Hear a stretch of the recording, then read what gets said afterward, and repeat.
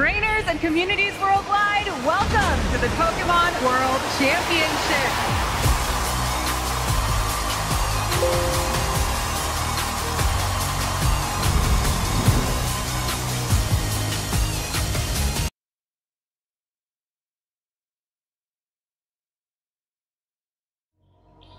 Pokemon fans, trainers, and communities worldwide, welcome to the Pokemon World Championship.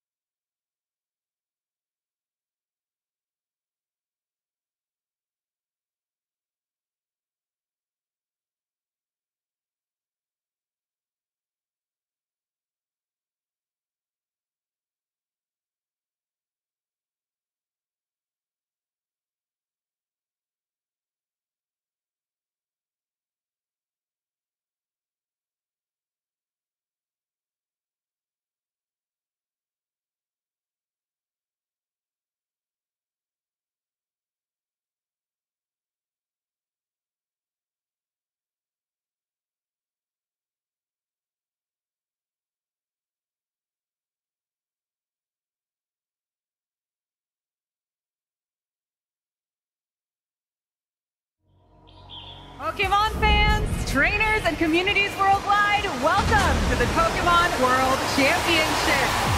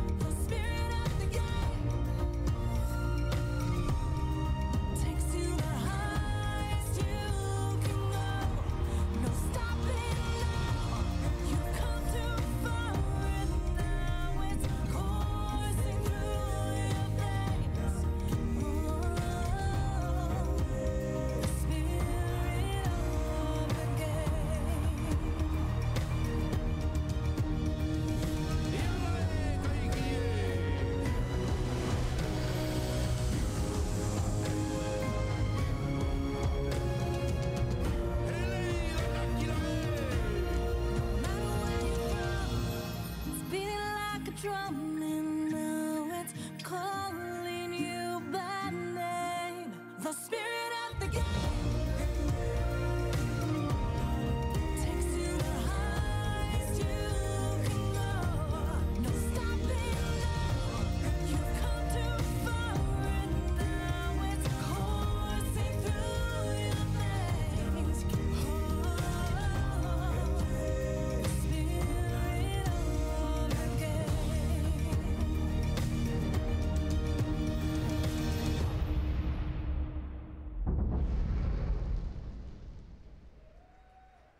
We're good to go.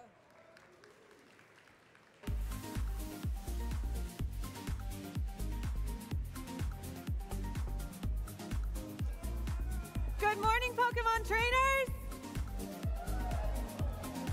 And welcome to Pokemon trainers from around the globe tuning in. Welcome to day 2 of the 2024 Pokemon World Championships. I'm Anna Prosser, and we are here in Honolulu, Hawaii with some of the best trainers from around the world. Yesterday was one for the record books as the competition heated up across our titles, including Pokemon Scarlet and Pokemon Violet, the Pokemon Trading Card Game, Pokemon Go, and Pokemon Unite. But today, the stakes are higher as our remaining trainers strive to become world champions. In Pokemon TCG, keep an eye on Jesse Parker, Fernando Cifuentes, and Diego Casaraga, but they'll face stiff competition from the rest of our Day 2 players. In Pokemon VG, Diego Ferreira, Wolf Glick, and Hirofumi Kimura have shown strong and consistent gameplay against competitors and are looking to make the top 8 later this evening. Pokemon Go has its own top trainers going for gold, with Inadequance, Jakobrovich, and Out of Pocket looking to secure their place in the grand finals on Championship Sunday. And we have teamwork on display in Pokemon Unite with the top teams so far, Nouns Esports, Talon, and Fennel. Unite's grand finals will take place this evening, so we'll be crowning our first world champions of 2024 before the end of the day today. All of these players and teams are raring to go, and I'm sure you are eager to watch them battle as well. Before the action begins today, though, we want to extend a big thank you to all the staff, judges, production crew, and everyone else who is helping to put on such a memorable event this weekend. And of course, a big thank you to the families who are here supporting our competitors this weekend. We know our trainers are ready to battle, so let's cheer them on and show our support. Casters, let's get today started.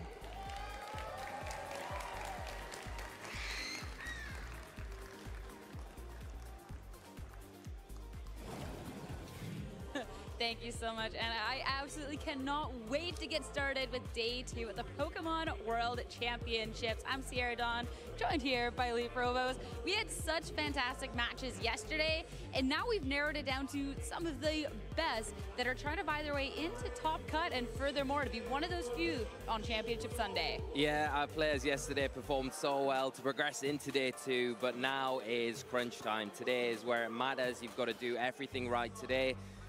Put yesterday behind you because, yes, you've kind of come halfway, but there's even more to do today. The field has narrowed down. The competition is getting harder every single round, natural with these sort of competitions.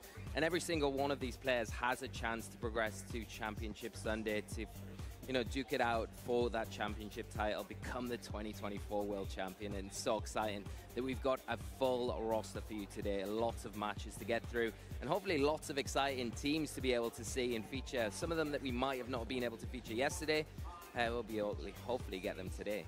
It's really cool too because sure, we're talking about trainers looking for that next step to be on Championship Sunday, but when we're looking at their overall journey, this is nearing the tail end of it because they have been vying out through the entire season to make it to this point and pushing on forward. There's going to be so much more. Yeah, it's been such a long road. When you look back to November last year where we kicked off the international scene in LATAM there and then made our way into Europe, London, North America, down New Orleans, and then here we are finally at the World Championships with the pinnacle of players, and the road that these players have had to come on is just phenomenal just to get here. You know, it's a big celebration, of course. Worlds every single year, and we're all about it, all about seeing these high quality games which we've been delivered this weekend so far. So absolutely ecstatic about getting into the rest of the tournament today.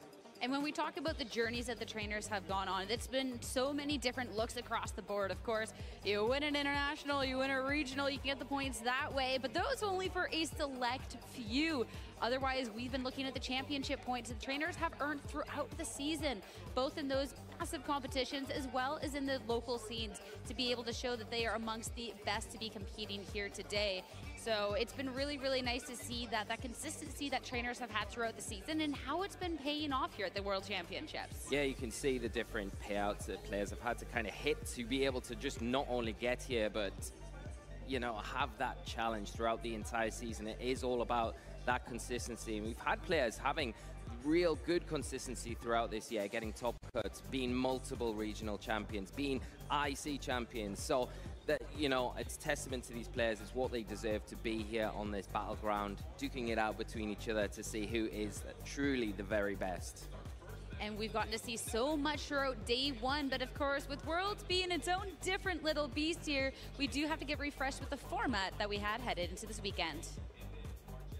The 2024 Pokemon World Championship event will be showcasing the best Pokemon VG players and matches all weekend.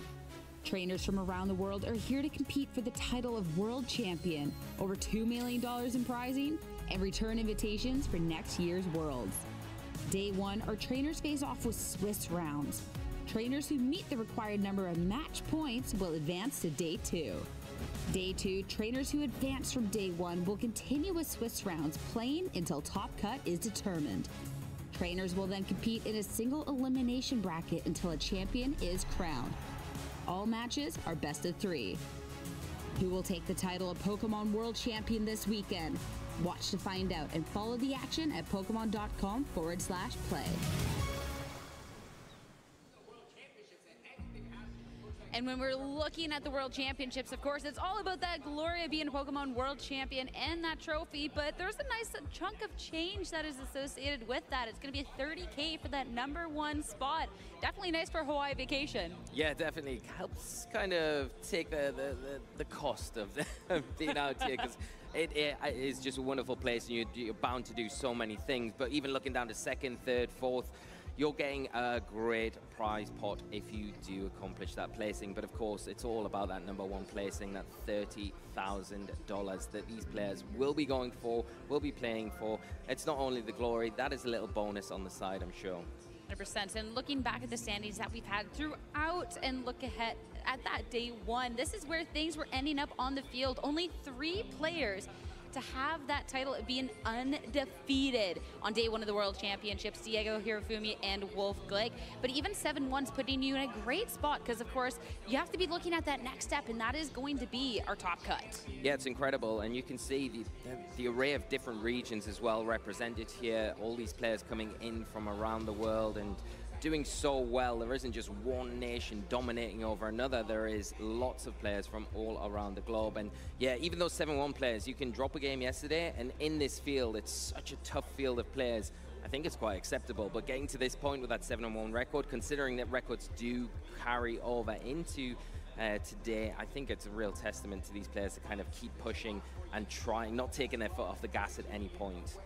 Looking at the players that we're talking about in day two, it would be anyone who had an X2 or better record. So the X2, it's definitely a little bit more position to be at. You do have to be flawless on the day, but of course, if we're looking for the best of the best, you got to beat the best. But so many strong names here when we're looking at our day two Swiss players. I mean, we got a world champion, we have international champions, we have individuals that just throughout the season have been popping off, redemption stories when we're looking at Mikhail Kelsch. Like, there's so many different stories here.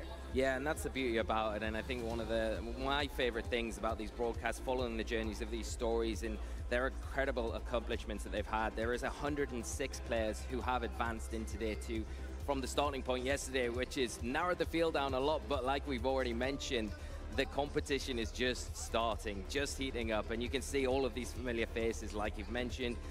Regional champions, multi-regional champions, international champions, and former world champions making up the field of players that are here in day two. And of course, everybody's story starts somewhere, and looking ahead, you want to make sure you can have the best of Pokemon, and we have giveaways. First off, this is the Sylveon from the last year World Championships. Tomoyo's Anna's world-winning Sylveon, which is so exciting. And we're looking at the new regulation up next. This is definitely one that you want to be getting in your party, so grab that now while you can. Sleep Talk Worlds. Yeah, great giveaway to take advantage of over this weekend. Not only for VG though, but we do have a TCG giveaway as well. Celebrate 24 World Championships. Here you can receive a special illustration rare Picturon EX in-game, and this is available to download now. The code that you'll be using is Outburst Worlds 24. And of course, that's not it. There is Twitch drops if you're watching that TCG, so you want to make sure you can get what you can, because of course you need the best cards and the best everything, but you also kind of need the swag to go along with it. So you can get the deck box, you can get the coin, even some packs and gems to be opening. So make sure you're tuned in. You get stuff, and it's a great way to be watching and supporting the players who are here competing. Yeah, they're beautiful Twitch drops that we've got there, but they're not the only ones. We do have Pokemon Go Twitch drops as well.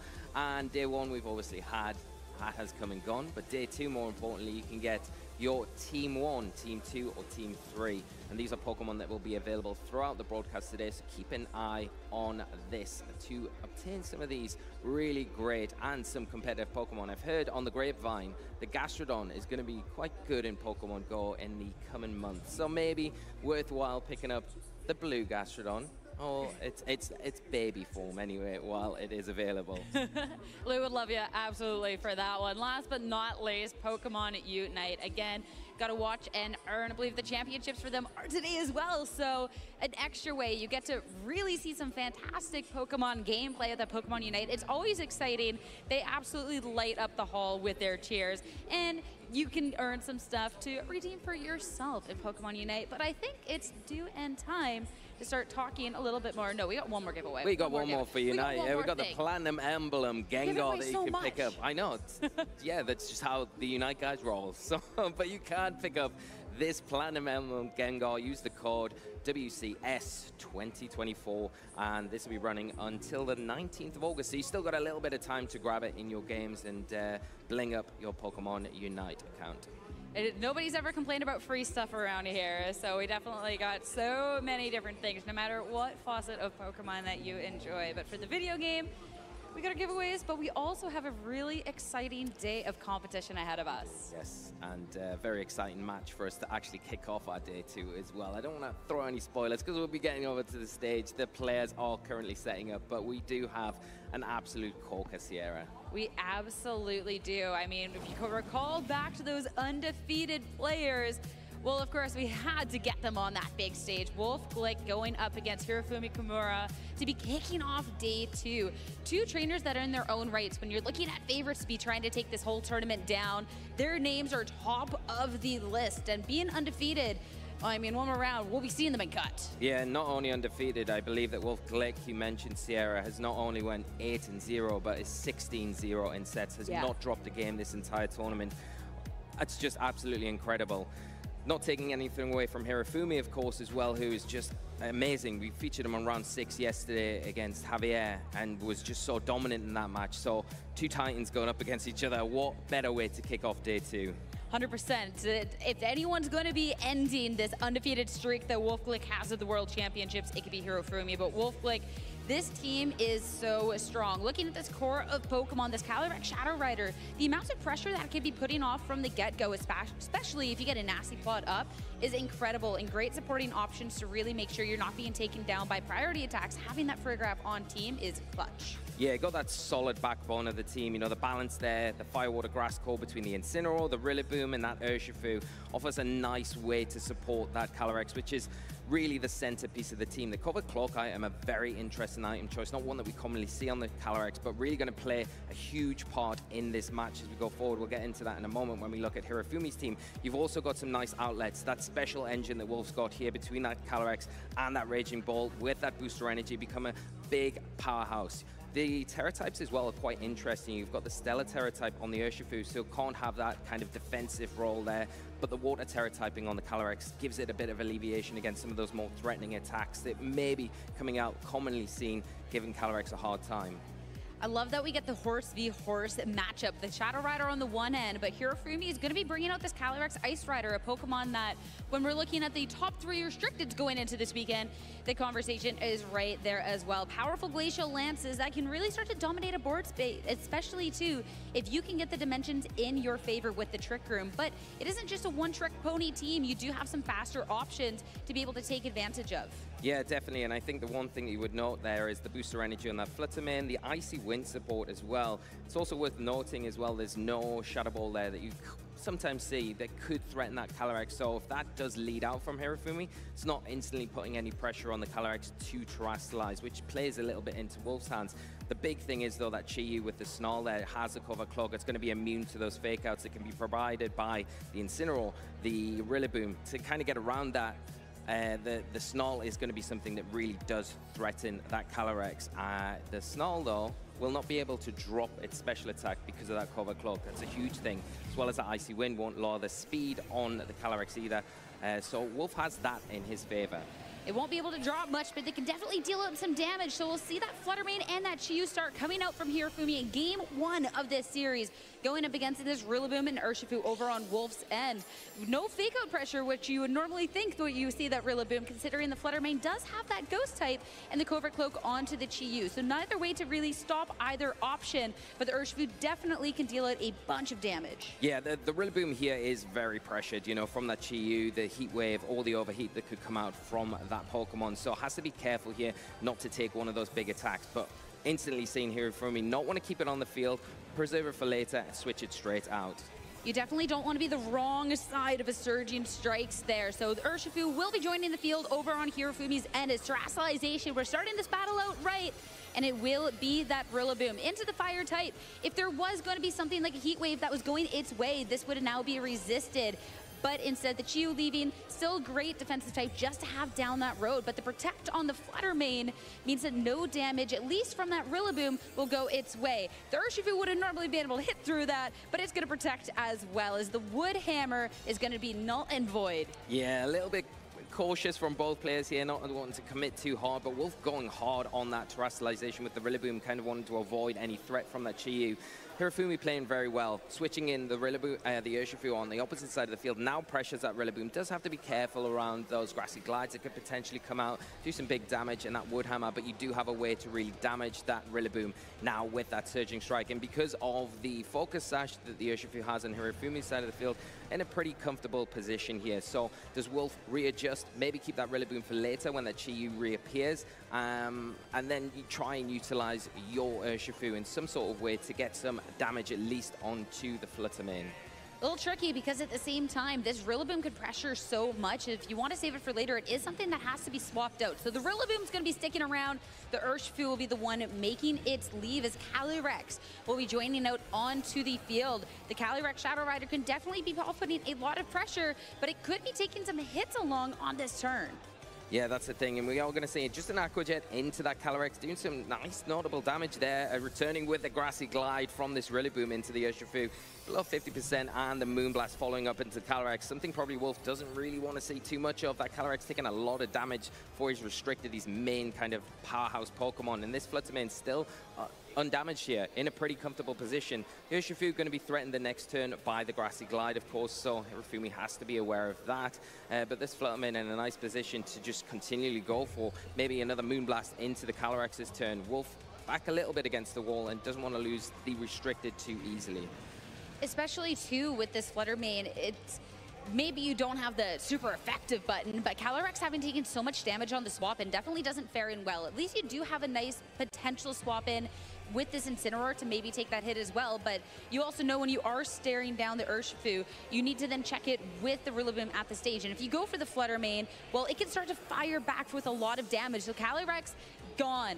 Bringing on to the field, it will be the handy, the absolute favorite, the Incineroar, the feisty. That will be the Intimidate going down on the Urshifu. It does want to go for the Surging Strikes. That won't matter, but it would affect for a close combat. And this Aqua Jet. Yeah, it's kind of the Incineroar's being used as a bit of a sponge here. We are going to see that followed up by a Dazzling Gleam. Rillaboom taking that so well now, not a super effective attack. Taking the advantage, though, to get a big Wood Hammer off while the opportunity's there. Taking down a key component of Hirofumi's team. We're looking at the Fluttermane and the pressure that it had onto the damaged Calyrex, but if you can fire off one fantastic wood hammer into it, eliminated. Fantastic way to make sure that horse, despite the amount of damage, can stay safe. And now you do have the fake out pressure on this next turn with the Incineroar having just swapped in. Yeah, and the Chi-Yu has a little bit of a harder time coming in now because we know it's got the Snarl, it's got those 2 fire attacks as well. Not really going to be effective against the Rillaboom or the Incineroar. Calyrex, if it is in the back for Hirofumi, could be that Pokemon that comes out onto the field now. It is going to have a hard time, but it is not waiting his time. The Chi-Yu coming out onto the field, that Beads of Ruin activated once again. I mean, looking at this, it is something that can try and chip away, but I'm looking at just this Urshifu instead. It is still problematic that the Rillaboom over on the other end can just be pressuring into it. And I think despite the fact that we saw the Terastallization from Wolf on that very first turn of the match, in this situation now, it's exactly how it should be. Yeah, and I think the one thing you would say that the Chi-Yu's in a position where it's not really going to be getting that much damage off, but the Urshifu is so threatened by the fake-out pressure there, and then the follow-up from the Rillaboom. That's why we're seeing it force off the field, and we are going to see the Raging Bolt. Interestingly enough, that Hirofumi has not brought their Restricted to this match, relying on that Raging Bolt instead. It's a bold choice, but when I'm looking at the situation and just how outsped it is and how much pressure it could be taking, I definitely don't mind it. And that's going to be a Pokemon, this Raging Bolt, that takes this hit coming out so much better. The attempt at a parting shot into the Chi-Yu going to be nothing this turn since the little fish did opt to protect.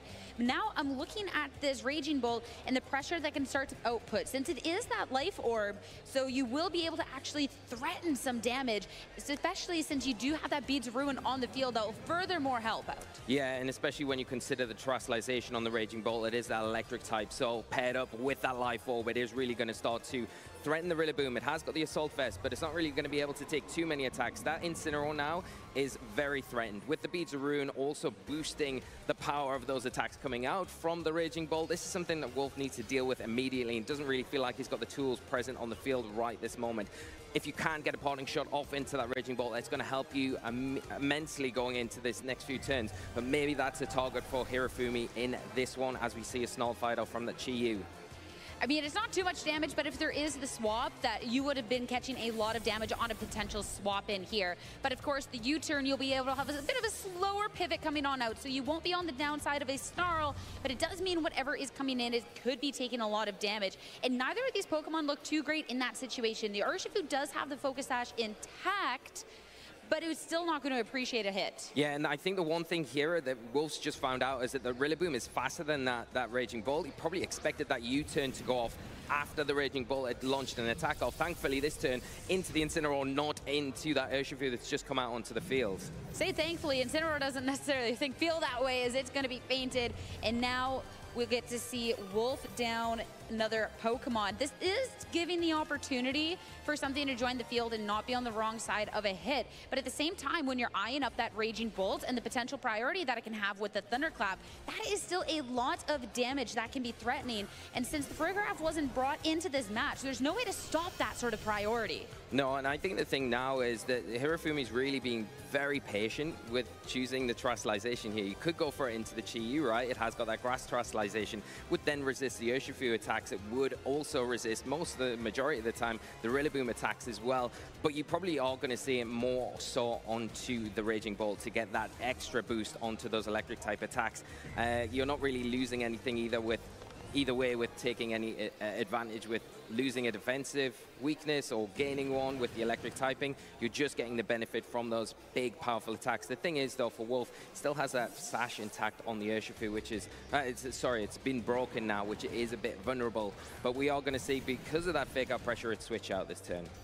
The Grassy Glide, that's going to be the hit onto the Urshifu that had just swapped in. And now it's going to be Hirofumi down to Pokemon. Heat Wave coming on out. Rillaboom's going to be missed, but hitting into the Urshifu. That's the one I want to keep an eye on, because that's the one where now the sash is broken. Firing off a close combat into the Chi-Yu. Will be taking it down, and Hirofumi, all of a sudden, it's going to be the Raging Bolt against the world. Yeah, and it feels a little bit too much for the Raging Bolt to do itself, especially when Wolf's still got that Shadow Rider Calyrex in the back that can come in and kind of clean up. The Raging Bolt can come out now, can threaten, of course, the Thunderclap into the Urshifu, can get some decent damage off into the Rillaboom, now a fire type. But between the three Pokemon that Wolf's got, things are looking pretty bleak for this Raging Bolt. Yeah, I mean, the 2 KOs on the turn when there could have been so much pressure back with this. You're in a weird spot because, of course, you know that there is the potential of a fake out into that slot, and you don't want to be taking unnecessary damage, but just going for straight up attacks. Find himself in a really advantageous against the Raging Bolt that maybe could have been quite problematic into this. Detect onto the Urshifu. The Rillaboom's going to try and take a fair fight here. U-turn to start chipping away just a little bit more.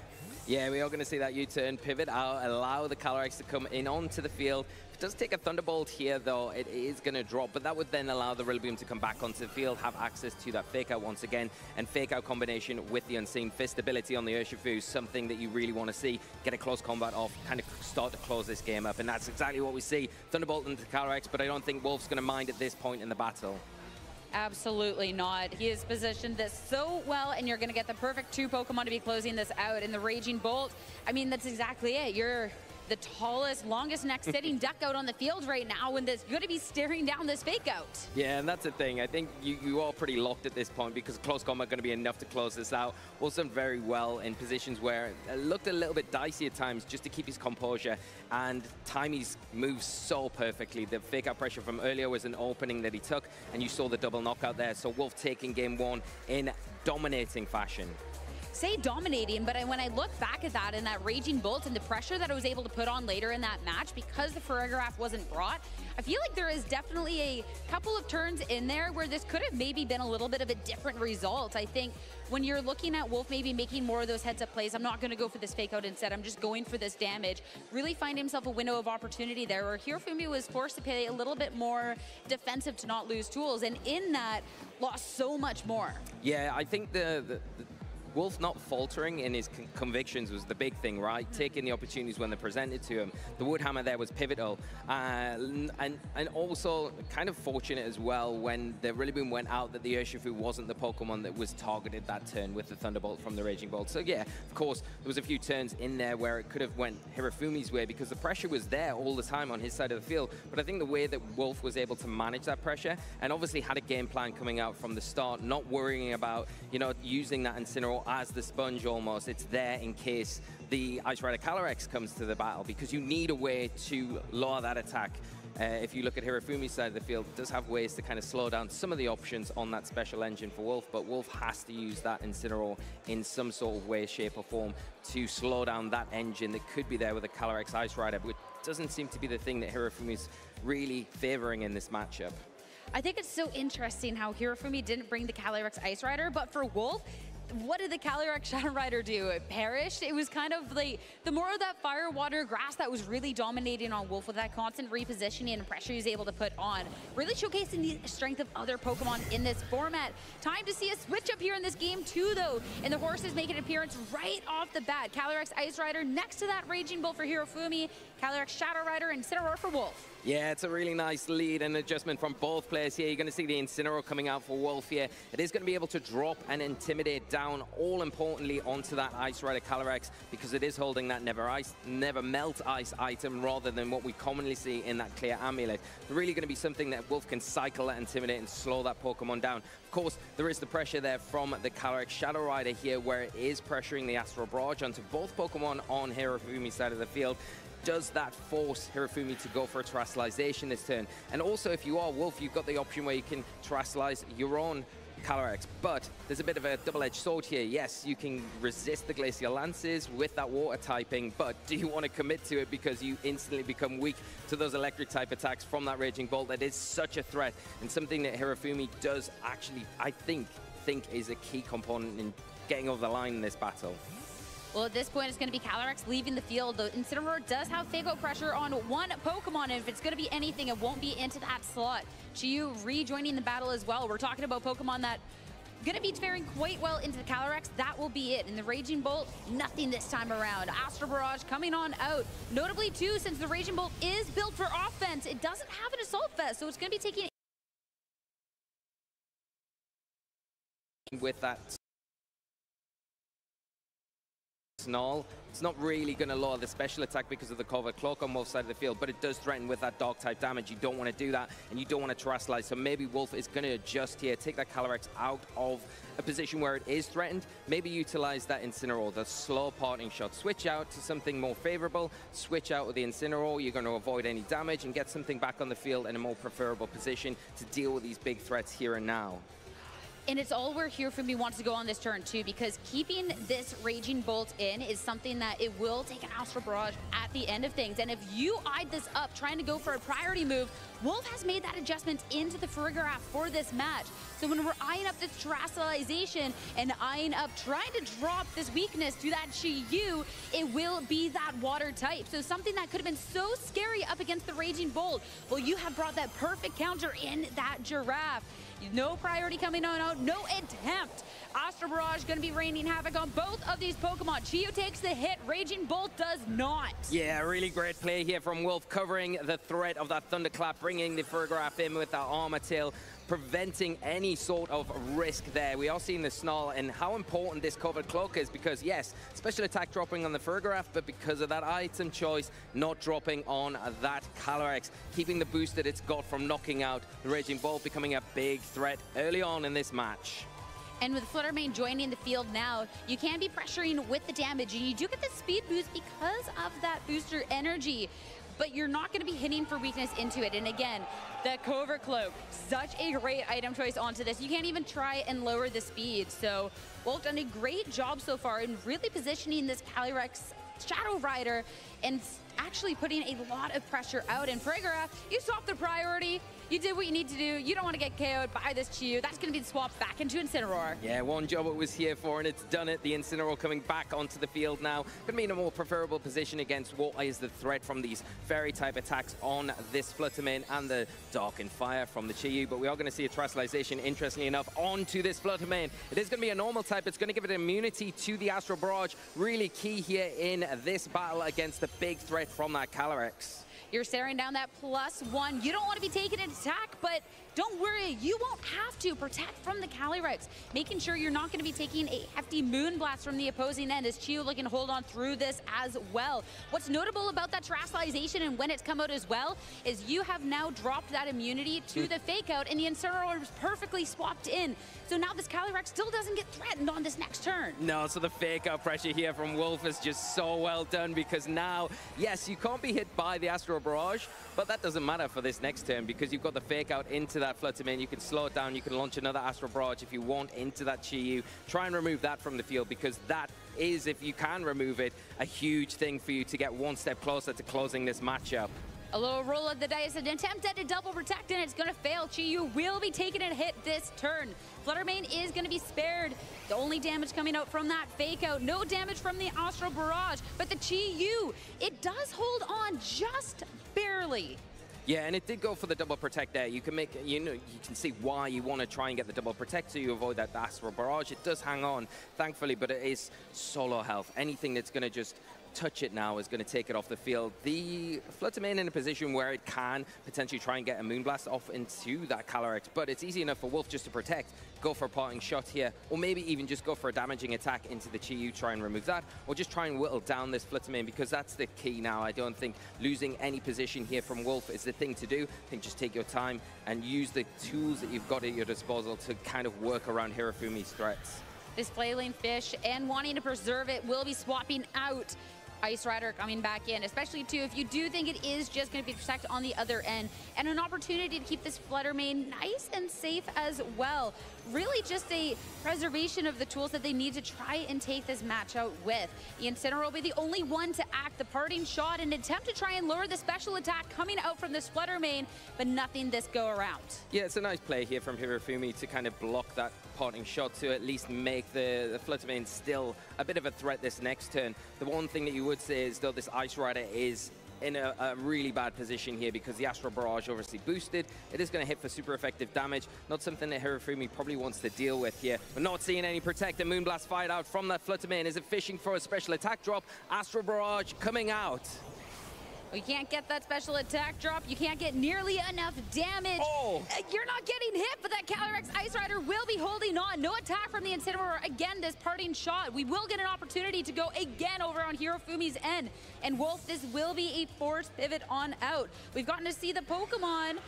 What is he going to be bringing in? One will take the hit a lot better than the other. Remember, the Farigiraf took a lot of damage earlier on. Yeah, and I think the one thing you want to avoid if you are Wolf is bringing in the Farigiraf to potentially get knocked out and give that chilling near boost, because that's the one thing you want to avoid at all costs. You don't want to allow this Pokemon on Hirofumi's side to get any sort of foothold, any sort of advantage. So that's why we're seeing the Urshifu come in. It is going to resist this hit. Calyrex hanging on, barely on 8 HP, and the Urshifu taking it pretty comfortably here.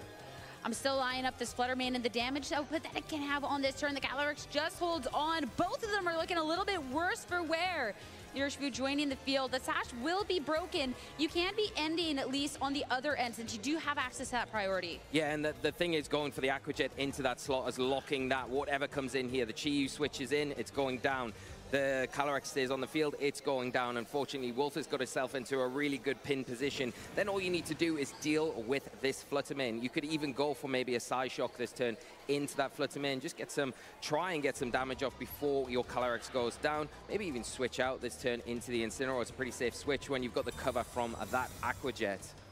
That will be the Protect to be kicking off the turn as Aqua Jet priority will eliminate this Calyrex and officially bring Hirofumi down to final 2 Pokemon, plus a Chi-Yu that's definitely not looking in the greatest shape. Dazzling Gleam, it won't do anything into the Calyrex, and since it is spread damage, it's going to be doing less, and the Urshifu is going to be holding on despite that. That would have been a fantastic KO to get, so your Chi-Yu could be surviving through this, but just falling a little short. Yeah, and even if the Urshifu goes down here, the next turn comes in, you've got potentially that fake out pressure, which you could pile on to the Chi-Yu. Yeah, be forcing a Protect there, but I think the thing is, even if fake out comes out into that slot, even though it's got the cover cloak, you're still picking up the knockout, and then all you need to deal with is that Flutter Mane. So the Aqua Jet here, an easy play for Wolf. Not wanting to lose that Calyrex for free, switching it out, more importantly, bringing that Incineroar back onto the field. Not going to be as threatened as much as what was out on the field previously. Slowly but surely whittling away Hirofumi's tools to try and come back into the match, as officially the Chi-Yu, the Aqua Jet, no chance is going to be feigning. It's now just this Terra normal Flutter Mane. Another round of Dazzling Gleam. The Urshifu already on a sliver of health is going to be KO'd. But now you have this Incineroar in, you have the fake out pressure, and you can swap back in something that can start to deal with this Flutter Mane a little better. Yeah, Wolf's got the lock here, he's got the fake out here. Even if the Flutter Mane does protect, you've got the option to go for the Trick Room with the Farigiraf, and then you're in a position where you can just close this out well and truly with that Incineroar Farigiraf combination. That's going to be the fake out to really make it official. As for Farigiraf, that's the last thing you want to see is a booster speed Flutter Mane, as you're going to be taking the damage going here on out. And now you can just slowly but surely play this game. There's only the one Pokemon. You're not getting too much options, and a Force Fit Protect on the last turn. No way to be stopping this barrage hits now, as that double up is going to make it official. Wolf Glick is going to remain undefeated here at the Pokemon World Championships.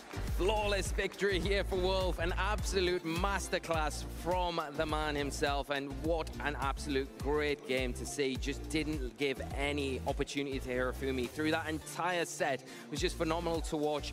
Had a game plan, came into it, stuck to it, kept his composure. This man is on a tear this weekend, and it's not stopping here. He's got a little way to go, but everything looking and going in the right direction for Wolf Glick. What's going to stop this reign of terror that he is inflicting upon Honolulu right now? Because undefeated, not even a single game dropped, is incredible. The caliber of trainers here, and Hirofumi, we're looking at someone to try and take him down at least once, but it's not going to be here. And I mean, that's top cut secured. I think what we need to remember as well is Hirofumi is one of the best players in the world as well. This is just not any player that Wolf's going up against. He finished day one undefeated. He's the finalist from 2019 World Championships, had a good run at World Championships last year, and Wolf has completely dominated that game. Going over the matchup before we came into it, I thought it looked very tricky for Wolf. I thought there was a lot of things on Hirofumi's side of the field that could cause him a lot of issues. And it's just testament to Wolf in a lot of ways to say, okay, you had such a fine line game plan and really were just able to exploit the areas that were exploitable on Hirofumi's side of the field, close them out and not falter. Like I said throughout that set, he didn't falter at all through that, kept his composure, stuck to the game plan, and it worked out so perfectly in the end. I think what was so key too, which looking back at it, was a really cool call coming into this event and something that I'm sure has paid off huge, this Terra Normal Flutter Main. Because yeah, all of a sudden you don't damage from those Astro Barrages, but then that constant fake out pressure we could see from there on out was then pressure that you kind of lose a little bit in a way too, because then Wolf can start playing, okay, well, I'll protect this turn, I'll bring in a fake out, I'll kind of, you set up in that way. So even though the speed booster flutter is very pressuring in that sort of way, being able to then manage it a little bit better was so key. Yeah, and I think that one other thing as well that we probably didn't talk on as much was the Urshifu surviving that Dazzling Gleam, how well that's been trained, because in most situations, if that Urshifu goes down, things get a little bit more tricky from that end, because surviving, it allowed the Aqua Jet to just freely pick up the Calyrex, then pick up the Chi-Yu, which made it a lot easier to deal with that 3-on-1 situation against that Terra Normal Flutter Main. But like you say, there is the double-edged sword where, yes, you avoid the damage from the Astral Barrage, the big weakness that you do have, but you, alongside it, when you do that, you bring all of these other things, and you're kind of at that state thinking, Chi-Yu, pass me your covered cloak, because I need a little help in hand here against this fake-out cycling. And you can see how, you know, how oppressive that can be when you're kind of pulling out the Incineroar. It can come in as a sponge, and it provides that pressure that these big hitters on a team like Wolves just really thrive to be amongst.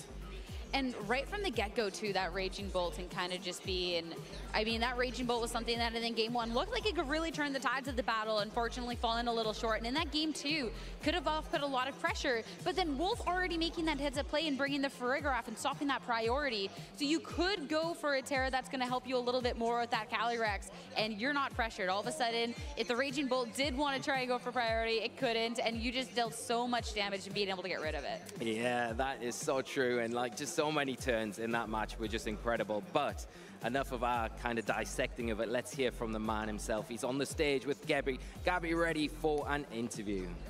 It was good. Hey everybody, I'm here with a Pokemon trainer who quite frankly needs no introduction, but it's Wolf Glick. Congratulations on going undefeated in games and in matches this weekend so far. Thank you very much. Yeah, definitely when I envisioned what the ideal world would look like this year, this is pretty close to it thus far. I mean, you've been very good throughout the season, just picking a goal, visualizing it, and then achieving it. So what was your mindset coming into this tournament to prep? Yeah, so this format is really difficult because there are so many different viable compositions. Like, I think there might be as many as 10 times more than normal just because there's all these different like single restricted Pokemon, and each of those like can be used in different ways. And so there's just so many compositions. So my idea was, rather than trying to use a team, a team that gives me a positive matchup into whatever I play against, I'd rather have a team that like is generally very strong and I don't have any like severe losing matchups, and then I can just focus on playing and like learning how to use the team rather than trying to like gain an advantage via like the team builder basically. Yeah, I mean, I'm glad you brought that up because your team that you're running this weekend with the Calyrex Shadow Rider, that was the first restricted team that I know you built and got a lot of success with. Was that intentional to come back to that pick for this tournament? Yeah, so when I was working for NAIC, for North American Internationals, I figured out that I really liked Terra Water Calyrex Shadow. Like, it was such a cool way of using the Pokemon, it felt really good to me, and so, like, I actually debated not even bringing it to NAIC because I thought it was so strong, but in the end, I'm glad that I did. But yeah, after NAIC, I was looking at my losses because I went 11 wins, 4 losses, and I was like, my opponents were really good, they played really well, and like, I don't think my team was the final form of what it could be, and if I like improved some of the details of the team and if I like learned to use it a bit better, then I thought it could do well. So I kind of just kept using it, and I think it makes sense in this format because experience matters a lot, because there are so many like compositions, you need to know how to play against as many of them as possible. So it was definitely an intentional decision to like pick a team that I thought was strong enough in theory and then just continue using it so I could really develop as much of a mastery of it as I could. I mean, your mastery of that core was on display in that last round against Hirofumi. We saw Hirofumi on stream yesterday. He had the Terra Poison Calyrex Ice Rider with Never Melt Ice, Terra Normal Flutter Main. I don't think anybody was anticipating seeing a team like that. So how did your understanding of your team help you puzzle through what you were facing in that matchup? Yeah, so normally when you're using Calyrex Shadow, you're kind of forced to terrestrialize because they have so many Pokemon that can knock it out in one hit, but in this matchup, I realized that I might not need to terrestrialize Calyrex Shadow as long as I eliminated the Chi-Yu. So in the first game, I kind of focused on using Rillaboom and Urshifu to put pressure on the Chi-Yu and try to get rid of it right away. And also, like, Never Melt Ice, Calyrex is really strong, but it's a lot weaker versus Incineroar, and so I knew that, like, I think that's part of why Hirofumi didn't bring Calyrex Ice game 1, because Incineroar is just so good into it, and so I knew that, like, basically by using Calyrex Shadow and Incineroar in the late game, they would be, like, good enough to carry me through. So it was kind of just about getting there. Went a little off the rails because he played so well and really caught me off guard, and so I had to scramble a bit, but yeah, in the end, it was like my Pokemon were so strong that even though things went a bit awry, it still worked out. It was a really fun match to watch, and then going into game number 2, it felt like you were just in the commanding seat for that. How did you take the knowledge you got from game 1 and sort of adjust your game plan for it? Yeah, I had a feeling that Hirofumi would lead the Fluttermane and Chi-Yu combination in game 1 because it's so threatening into Shadow Rider. And so when I showed that I was doing, like, oh yeah, Rillaboom Urshifu, I thought he might like switch up his Pokemon in some way. And if he leads pretty much anything else or most other combinations, the combination of Incineroar and Calyrex is really good just from the get-go. And so yeah, when I saw that I had like a really good lead advantage with, like, it was probably the best leads I could have asked for, I felt really good. And I debated kind of setting up my Calyrex and going for a Nasty Plot, but I thought like maybe I should just get damage down, you know? Like I don't think he's gonna protect, like, and I have such strong Pokemon in the back as well that yeah, maybe I'll just go for damage. And I feel like that turn 1 advantage and then the turn 2 KO and Raging Bolt, like, just gave me such a commanding lead because I'd also dealt damage to the Chi-Yu. He almost clawed it back. I think that, like, probably there was a safer way for me to get to the end game, but he just played so well. But yeah, like, it was really, really close. And yeah, I kind of just focused on using the Pokemon I knew were strong, one time in the back and one time up front. Nice. Well, I'm going to change gears a little bit. I hope that's okay. Yeah. We've been talking a lot on stream this weekend about the history of the Pokemon World Championships, and I think I remember actually watching you compete last time we were in Hawaii back in 2012. I have a bunch of very weird, shaky pictures of your matchup against Ray Rizzo in particular. You know, that was a very big day for you back then. Here you are now, it's a very big day. What advice do you wish you could give yourself in 2012 when you were back on that stage? That's a good question. Yeah, I was also reflecting kind of my first time back in Hawaii since 2012.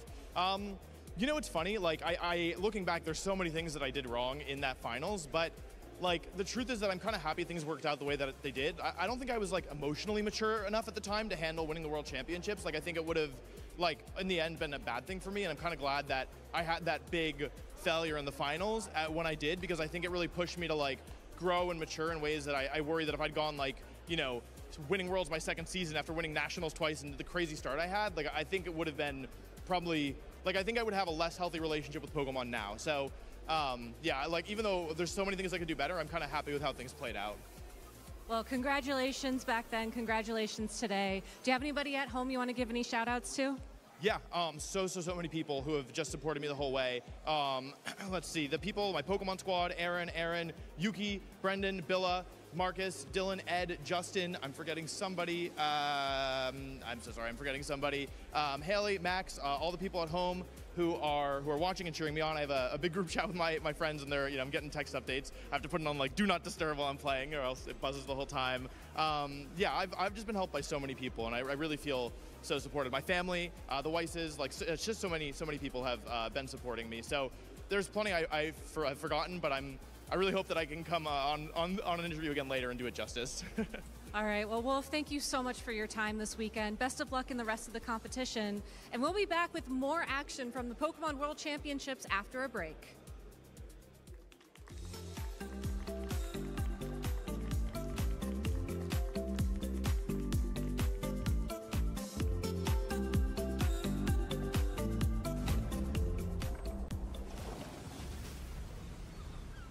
Let's hear it for Wolf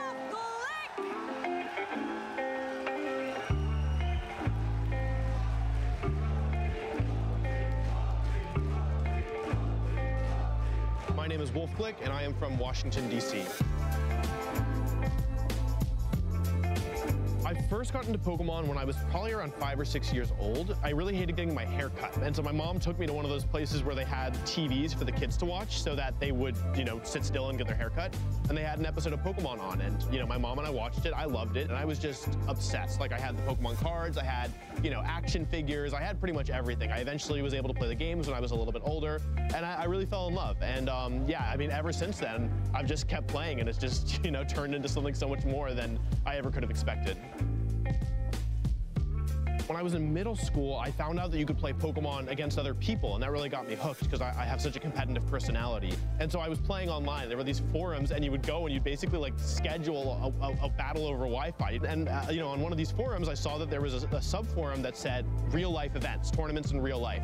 And I thought that sounds cool, so I clicked on it, and I saw that there was one in Chantilly, Virginia, 30 minutes from where I grew up. And yeah, so I ended up winning that first event, and it kind of snowballed into everything. I think some people, when I talk about, I'm still playing, I've already won Worlds, I've, won every level of tournament, I think some people are surprised, or they're thinking okay, well, why? Why are you still playing, right? And I think the answer that people expect is something like, I want to be the best ever. I want to be indisputably the best ever. But the truth of the matter is that I really just play because I enjoy it. I really enjoy and appreciate the game, and I love that it's always changing. I love that it makes me feel like I can always change, I can always be better. The best thing that I've gotten out of Pokemon is my friends. Some of the best people I've met in my entire life are people who I've met through this game, and I really love Pokemon because it gives us a chance to kind of all see each other a couple times a year. None of my friends are really even that close to DC, so being able to come to these events, being able to work with my friends towards a common goal, being able to celebrate their successes, being able to kind of commiserate in their losses, I don't know, it's really meaningful to me.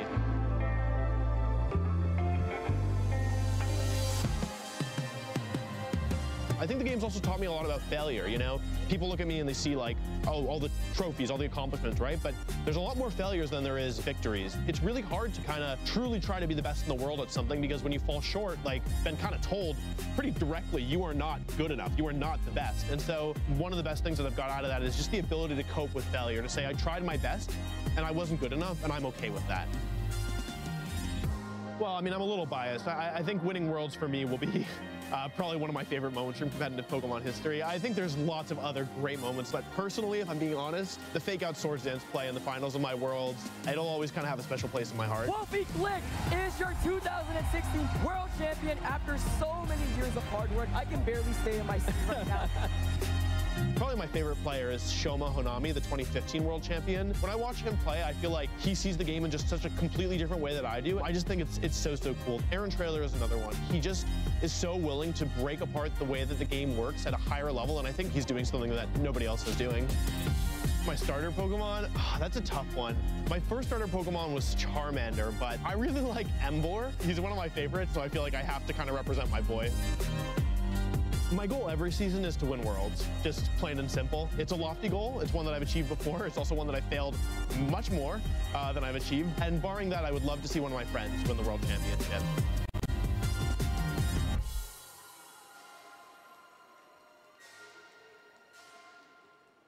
Hello and welcome to the Pokemon Center pop-up here in Honolulu, Hawaii at Pokemon World 2024. We are here with some champions who are going to show us what it's like to shop with a pro, right, Spraggles? That's right. This is the best place to be here at the Pokemon World Championships. And who are you standing here with? And an international champion, Polaris.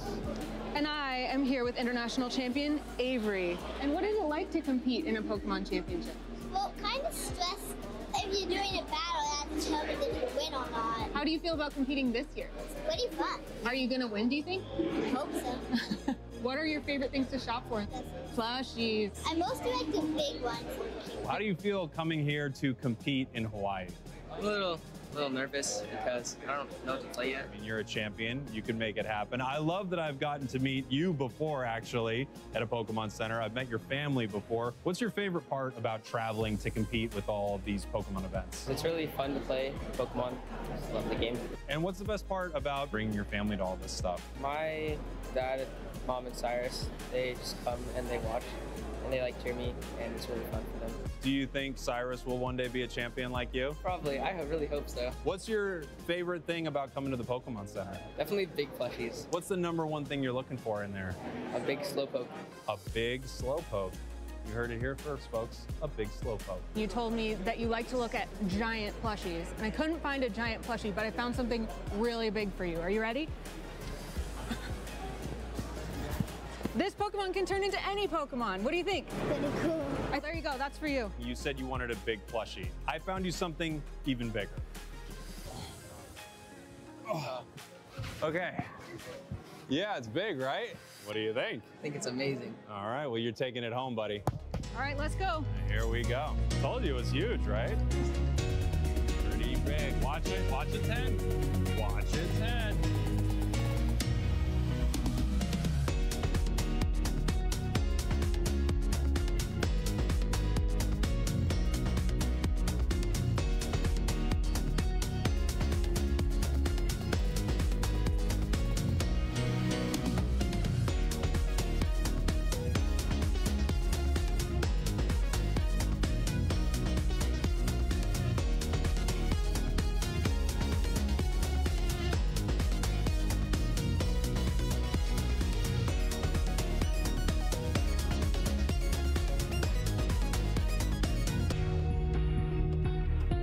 I think the toughest thing will be getting in your carry-on, but once it's on the plane, like, you're good to go.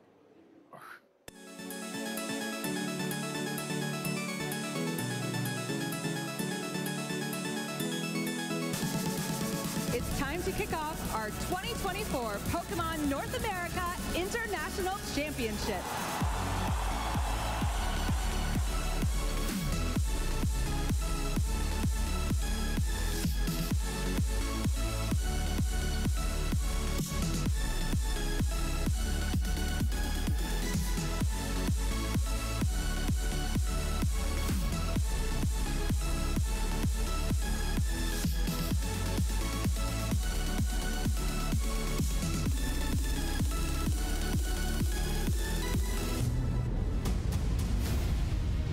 Seconds on the clock. There's nothing Nemesis can do. They are behind and they are out of this thing. Orange Juicers become your North American champions. Getting it done, bell to bell. Here comes out of pocket. Both switches are firing. He's going to get the KO. Out of pocket. Your NAIC 2024 champion. There's the lightning energy. There's a draw free. Fighting energy to the hand. So he attaches, he retreats. We are going to see a bellowing thunder here for 280 damage. And Jose Cruz is your North American International Champion in the Juniors division. That was a fun back and forth game, just like we expected, Joe, wasn't it? Lost Vacuum on the Temple of Sinnoh. Neo Upper Energy on the pit shot. KO with +3 win. And Nathan Ostergaard is your North American International Champion. We are asking for a judge shuffle, Stefan, making sure that the judge is the one that will determine the fate. The North American Championship. And there it is. The prime catcher is found, and Greninja will knock out the Klefki and will allow Andrew to become the North America International Champion. Is Sandsear Storm going to be enough into this Ice Rider Calyrex? It's not. It's just 50%, so Kevin has the potential to strike back. And with his Glacial Lance, it continues the avalanche of success for Kevin Hahn this season. 6 titles in 2024 with the win in the Junior Division for the 2024 North America International Championship. So the Calyrex with this Astral Barrage able to move before this Urshifu is able to secure a double knockout, and that's the game. Josh, the honor, the glory, the redemption is his as he takes this game and becomes your Senior Division 2024 North America International Champion. Patrick coming all the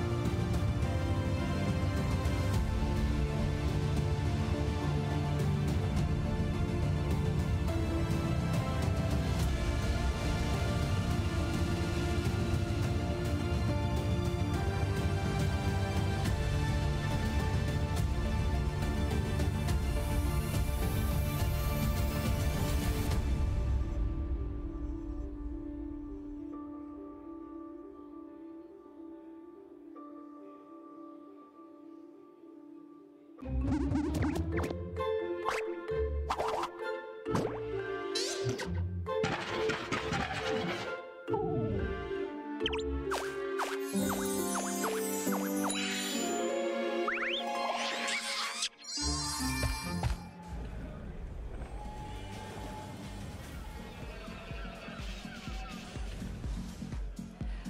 morning, Pokemon trainers, and welcome back to the 2024 Pokemon World Championships here at one of the sunniest places I've ever been in my life, Honolulu, Hawaii.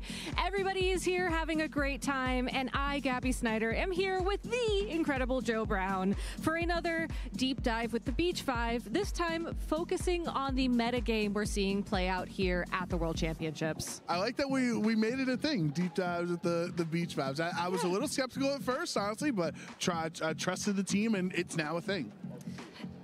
And that's the beauty of it. It's just that easy sometimes. But that's on our side of the world. I do really want to take a look at the metagame that's developing here at the World Championships, because this is actually our first opportunity to reveal the usage stats for day 2 of this competition. And I want us to just take a look at this for a moment, take it in, and realize that Urshifu Rapid Strike style is at 61.32% of the usage pool here at the World Championships. And while I will say that does not surprise me, seeing it clear 50% of the field very comfortably is honestly a little bit surprising. I agree. We've had a lot of Regulation G events throughout the world, Gabby, and most of them, everybody talks about the Incineroar, Rillaboom, or Urshifu core. It usually sits at around 40, maybe 35% of the field is using those 3 Pokemon, but this time around, I think so many people understanding that this is the World Championships, there's no room for error, there's no reason not to use the best Pokemon, and I think you just widely consider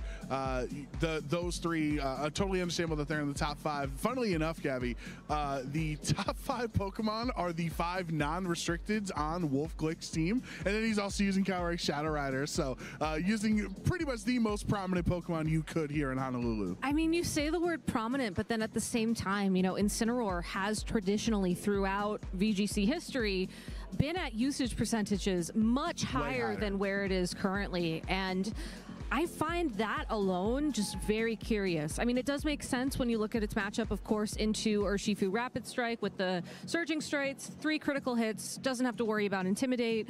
That's no surprise there, but usually for the earlier games, I mean, certainly for NAIC, we saw Incineroar, Rillaboom, and Urshifu just, 1, 2, 3 in some particular order.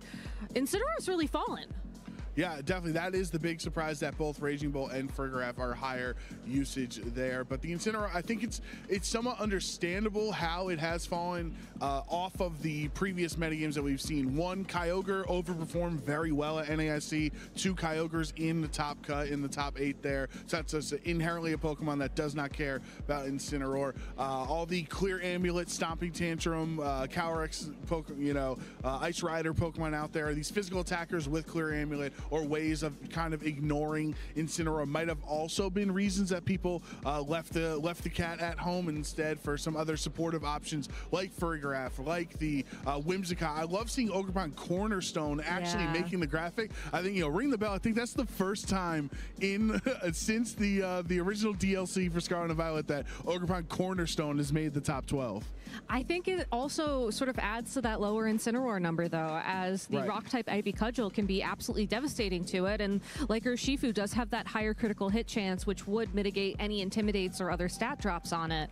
I do think it's also interesting as well that, we talk about what the best Pokemon in the format are, and you also see Fluttermane and Chi-Yu side by side in our top 12 usage. Certainly not, again, as ubiquitous as we've seen them in past tournaments, but we saw Hirofumi last round and yesterday do so well with those 2 Pokemon. I think there's a very natural synergy between Chi-Yu and Calyrex Shadow Rider, of course.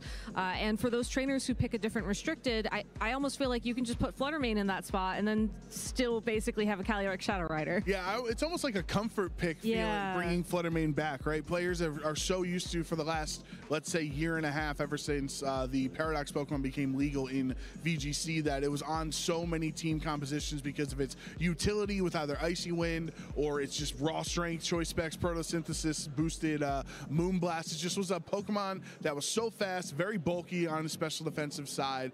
So it seemed like he can kind of catch all, and maybe people forgot about it, but it does appear like just the perfect both Calyrex answer into both Ice Rider and Shadow Rider. Yeah. One Hirafumi's as Terra Normal. You now go from being weak to Astro Barrage to immune. And then, of course, you have your super effective Shadow Balls into the Calyrex Ice Rider on the other side. So it does feel a little, I feel more secure that Fluttermane's back on the graphic. And they're still roommates, too. They're up there side by side once again. I do want to ask you one more question, Joe, about this graphic. But rather than focusing on what's here, I'm very curious if there was anything you were expecting to see here in the top 12 that maybe didn't quite make the cut. Yeah, honestly, I'm really kicking myself for not choosing Iron Hands over Chien Pao on my predictions. Maybe a low kick, as we now see this Swords Dance low kick variant of Iron Hands taking over the metagame here in Honolulu. And I was really between Chien Pao and Iron Hands, but this Iron Hands, it kind of went away for a lot of the last regulation, and people didn't think it's that strong. But understanding that even if you pair it with Miraidon, it's not the end of the world to have two electric types on your team, because there are not too many ground attackers prevalent in the format. Of course, you have both forms of Ursaluna, maybe a Groudon here and there, but most of the ground attacks are actually coming from non-same type attack bonus hits. And with the Electric Seed that you see so many of these Iron Hands using here this weekend, you're going to be taking even less damage from those. So my surprise is Chien Pao not being on the list, because I do really like the synergy with those top 3 physical attackers on Incineroar, Rillaboom, and Urshifu. I thought Chien Pao might have made top 12. Yeah, I was also expecting to see Grimmsnarl up here, honestly. Like, we spent a lot of time talking about it yesterday during its Pokemon profile, but to recap it real quick, Dark-type Prankster user gets access to Light Screen, Reflect, different ways to drop the attack or special attack stats on the opposing side of the field if you want. It has Thunder Wave, it has Taunt. Like, there's so many different ways you can play it, and it also increases a team's overall bulk, which is what I typically expect to see when thinking about how people would approach playing at the World Championships. But I think this is good here for the non-restricted Pokemon. I know that everybody out there is probably curious which Pokemon is going to reign supreme on our restricted picks, and really the top 2 being the Calyrexes once again. I believe I did some rough numbers yesterday. Calyrex Shadow Rider was #1 in usage, and I believe Ice Rider was second yesterday as well. So I'm not too surprised about seeing those 2 up still on top, but Zamazenta jumping up into 4th place. That's a really nice jump for it to have made. Yeah, for sure. I think that Zamazenta is really interesting that it's the 4th most commonly used restricted Pokemon in Day 2, and that is always the important stuff to note between the raw usage from Day 1 compared to Day 2, because Day 2, these teams are a little more battle tested, right? Yeah. And obviously, everybody is a Worlds caliber player, Worlds qualified in the beginning of Day 1 yesterday, so there's no slouches entering round 1. But the people that are still playing here in Swiss on Day 2, they've kind of had to, they've shown their work. They've proved that their team has good synergy. So Zamazenta is one of those general catch-all solid restricted Pokemon that it's not necessarily some of the Miraidon matchups or maybe Kyogre and Koraidon matchups where you feel like some matches you automatically lose, some matches you automatically win. Zamazenta feels kind of neutral, 50% into every field, or every matchup. So if you are a trainer confident enough in your own skills, Gabby, it's a great restricted to use because you feel like you can win out in any of those scenarios. For sure, and it's also a bit on the natural bulky side, which is something that almost all of these restricted struggle with. I think the only other one that maybe doesn't struggle with natural bulk is either that Terapagos or Groudon, depending on how they're trained. But overall, like, I feel like Zamazenta just, if you have a favorable matchup into Calyrex Shadow Rider with the rest of your team, if you can handle the Calyrex Ice Riders, it does feel like a very safe play for Worlds, because you're essentially giving yourself an edge over what you think will be the majority of the field. Yeah, I do think with the both Ice Rider and Shadow Rider, specifically Calyrex Ice Rider, I think is kind of gotten, at least on stream, kind of gotten away scot-free in some of its matchups. Just, you know, just trolloping over the battlefield without too many counters, especially because of Ogerpon Cornerstone helping against those fire types on the other side. But most of the dynamic or, you know, really volatile matchups we've seen on stream so far have been with hard Miraidon counters and hard Calyrex Shadow Rider counters. You run Terra Normal, you run Terra Ground, or Terra Fairy Pachirisu, let's say, with Volt Absorb is just the anti-Miraidon, anti-Raging Bolt Pokemon. And I think that's what's interesting to see is that I haven't seen as much just pure anti-Terapagos teams or anti-Kyogre Groudon teams. It's really, I think most people did expect Miraidon and Calyrex Shadow Rider to be the two Pokemon to prepare for the most. And who knows, the Ice Rider players might get rewarded for that. We'll have to see. I know Hirofumi was running Ice Rider, and it is currently X and 1. I think there were a couple other Ice Rider players who were X and 1. Unfortunately, did not have a chance to take note of them, but I will come back with that information. But overall, I do want to look at, I believe that's Groudon down there in last place. I know you might have forgotten what Groudon looks like since it's usually so low usage. There's also a beach ball in the way, so I had to like look around it. That is Groudon in 8th place. Okay, yes. So let's talk about that.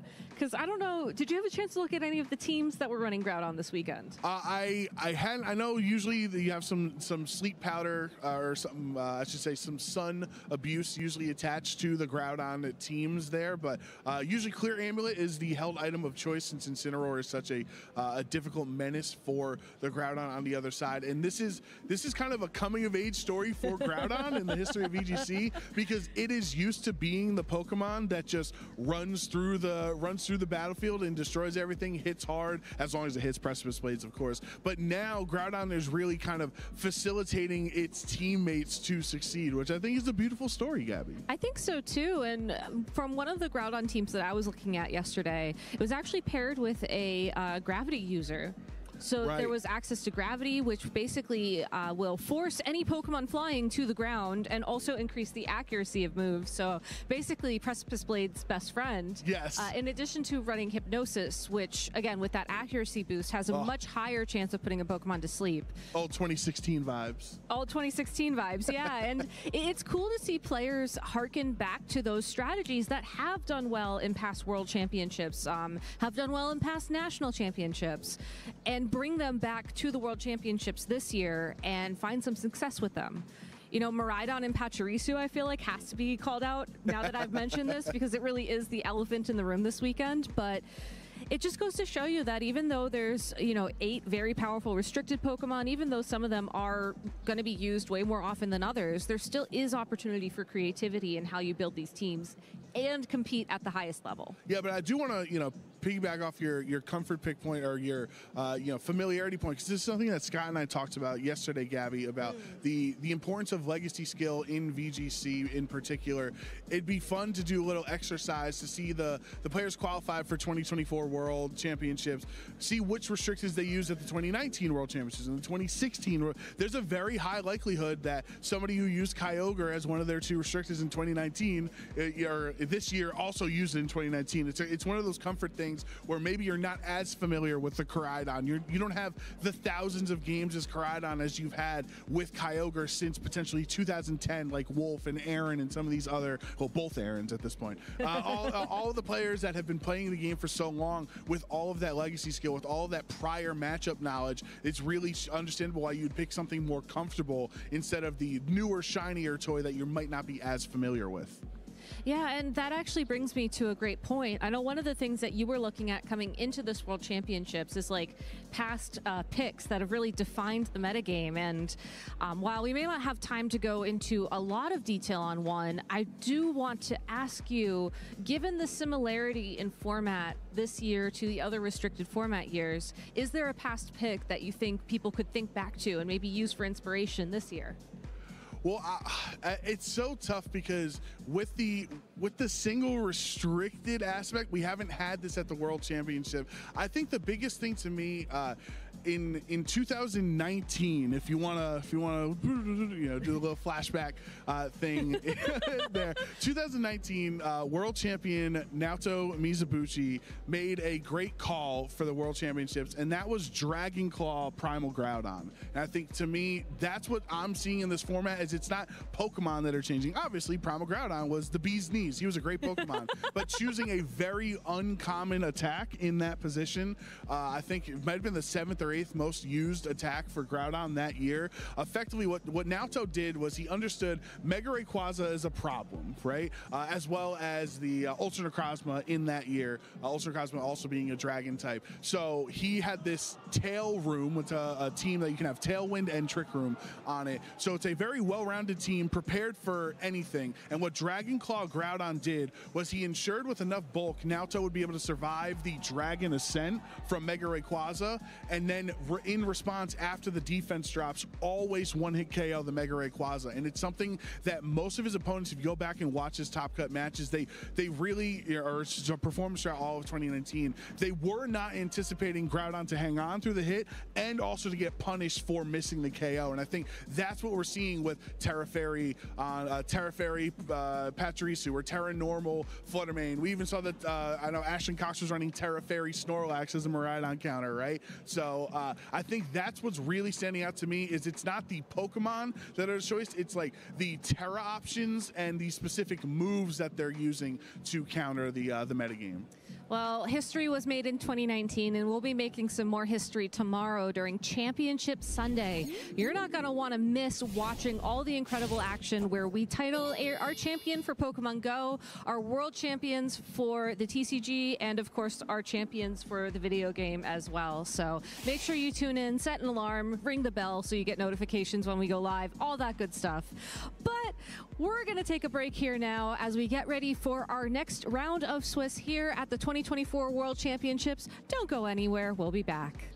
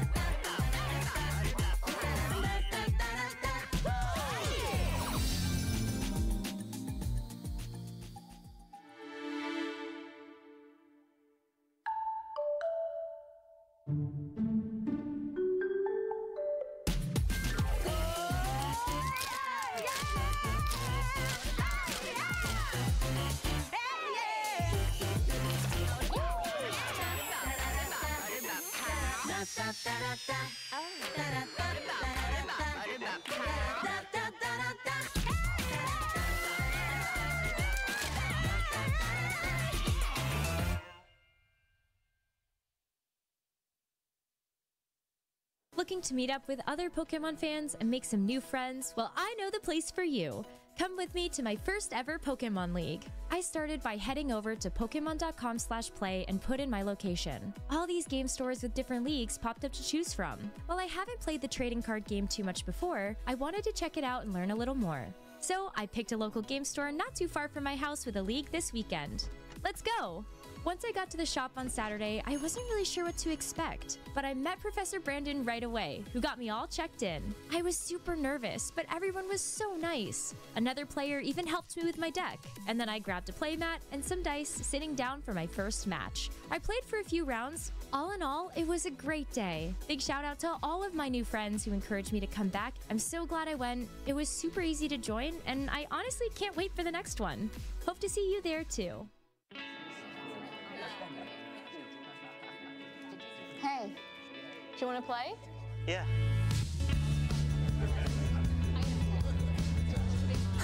Nice. One shot? Wait, that card, yeah.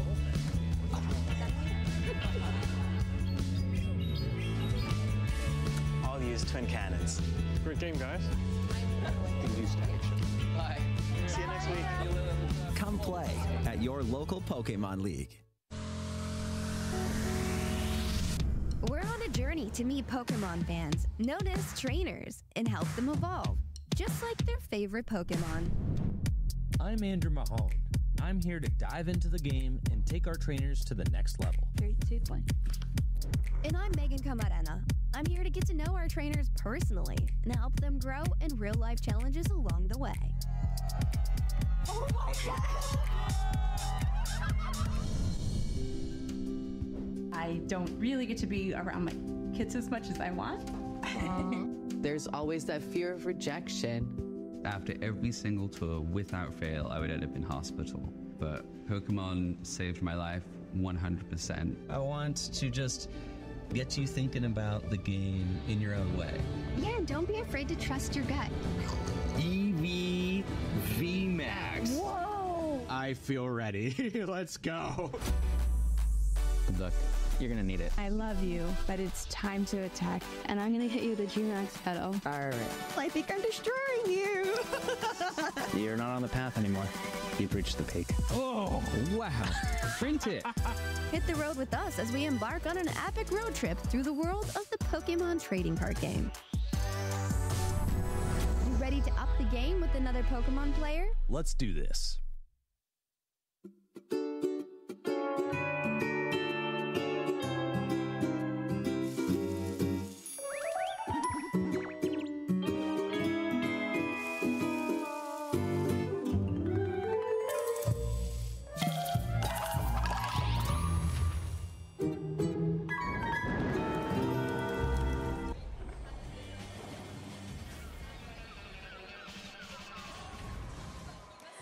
Good morning, good afternoon, or good evening, wherever you are in the world. We are so excited to have you here watching the Video Game Championships for the World Championships in 2024. My name is Rosemary Kelly, and I'm joined by Lou Akjosh-Cromie, and we are here to take you through the next round of Swiss. Lou, how are you doing today? I am so good. I'm still basking in the afterglow after that amazing opening game here in day 2. Wolf Glick showing exactly why he is a previous world champion, still undefeated in the tournament, and still one to watch. Oh my goodness, I can't believe it at this point. I feel like it is just so difficult to say that you are at a position where you've made it into a top cut position, let alone say that you are undefeated in the process, not dropping a single game. And that's the thing, we're in day 2 as well, so it's been a bit of a cruel summer for some of the players here who've been knocked out in day 1, but now we still have some trainers in contention, and let's zoom in on how the rankings are shaping up at this point in the competition. Wolf still with that undefeated run, but then we've got some incredible 8-1s as well.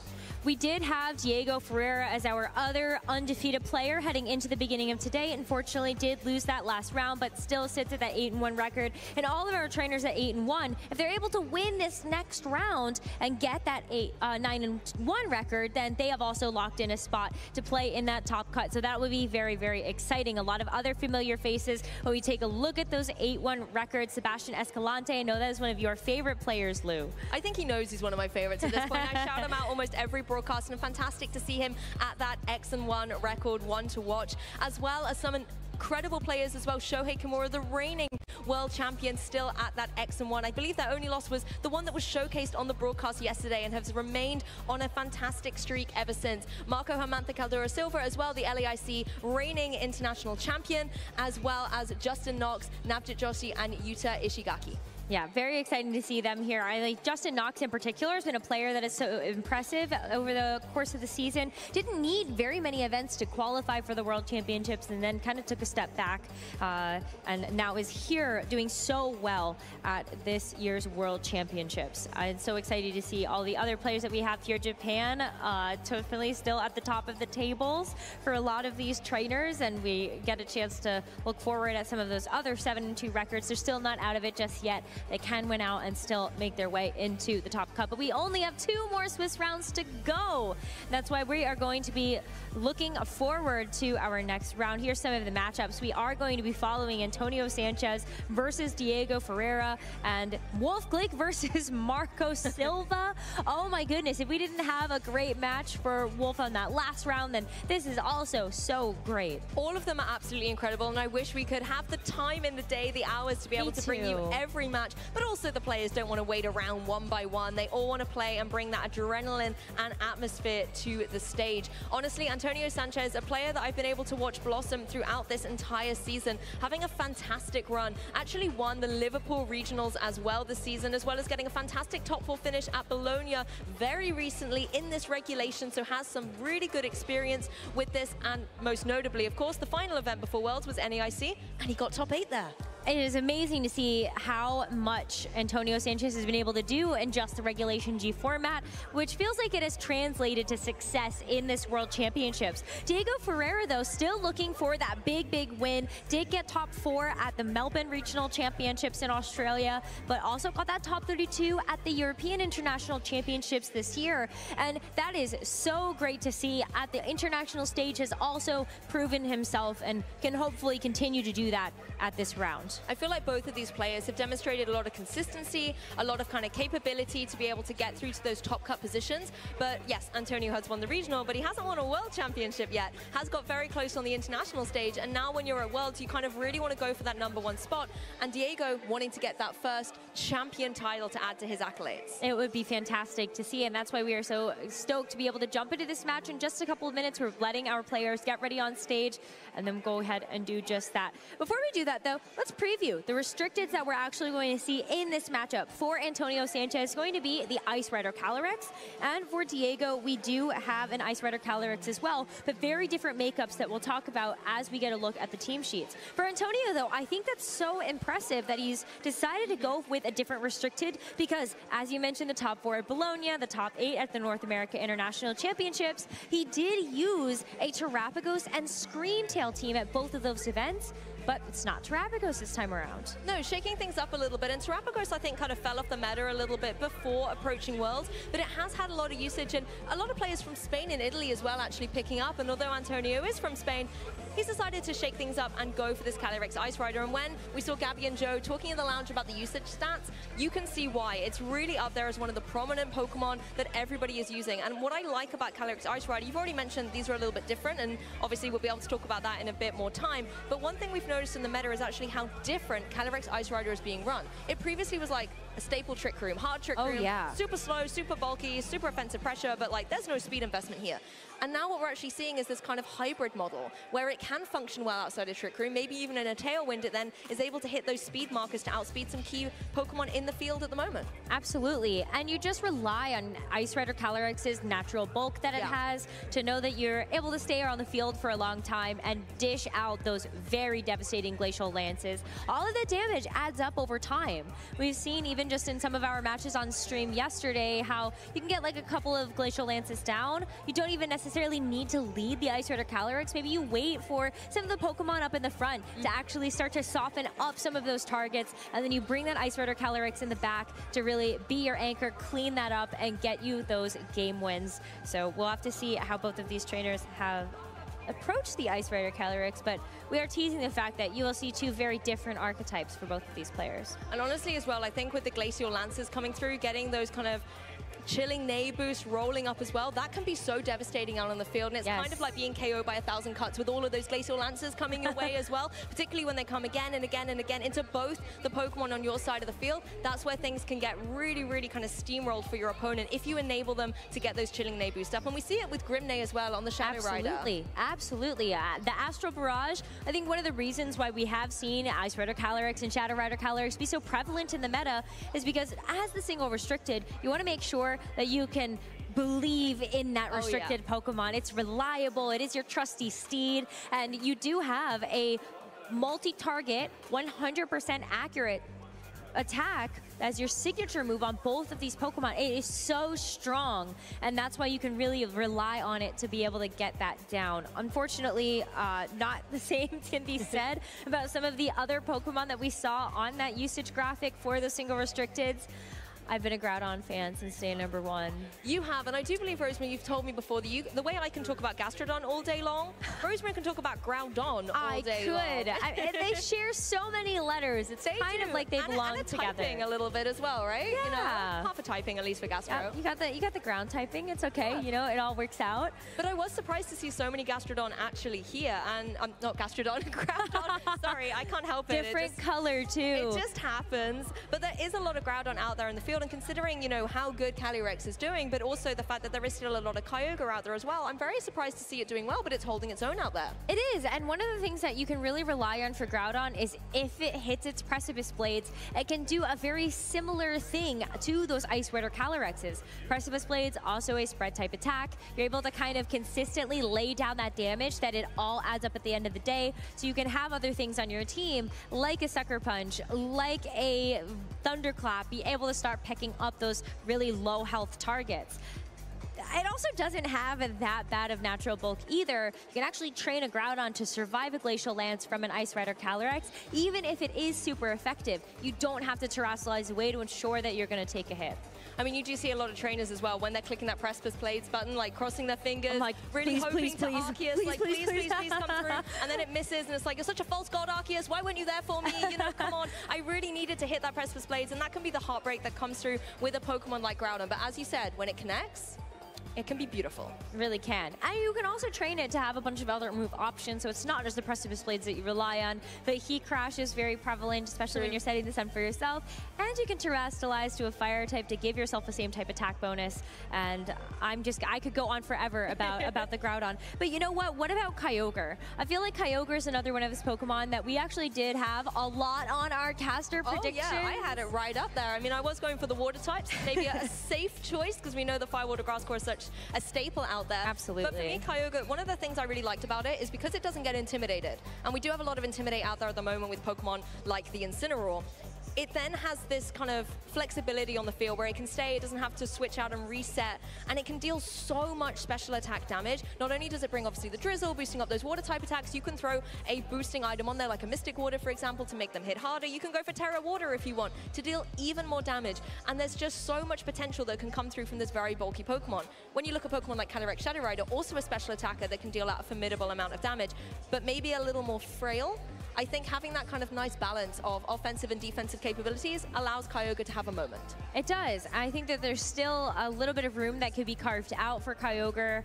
I know we haven't gotten a chance to see it just yet, and we're not going to see it in this matchup either, but you know what? A girl can dream. Let's jump into our Swiss round number 10 matchup between Antonio Sanchez and Diego Ferreira. You can see the Ice Rider Calyrex on both sides, but for Antonio Sanchez, really leaning into what we would consider more of the meta Ice Rider Calyrex at the moment, a little bit more of that balance to be able to make sure that you have all your bases covered. But for Diego Ferreira, hard Trick Room. This is really leaning into the slow, the natural pacing that this Ice Rider Calyrex can provide, alongside a bunch of other options to really operate in that Trick Room mode. Torkoal, Gallade, amazing.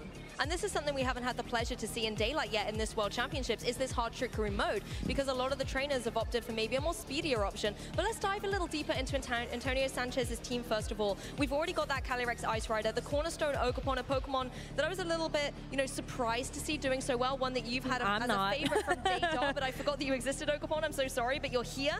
And it can apply so much pressure to a lot of those Fire-type Pokemon with its Rock-type Ivy Cudgel. When you look over at Diogo's team, you have this Torkoal. That is a Pokemon that is not going to want to be able to taking those Ivy Cudgels at all. Antonio has some good capability on here though as well when we consider that we're going into a Trick Room matchup here. Pokemon like the Farigiraf, able to also have Trick Room, maybe try and reverse that a little bit for Antonio, or at least can benefit from being in it. Going for something like a Hyper Voice, it's got that Throat Spray to be able to boost up its special attack as well on that move. I love that there is an opportunity to bring in the Farigiraf. I think it also has an opportunity to be able to operate in this matchup. You have that Terra Water, one of those defensive Terras that can help you withstand a Glacial Lance from an Ice Rider Calyrex, while also providing that additional coverage of Hyper Voice and Shadow Ball.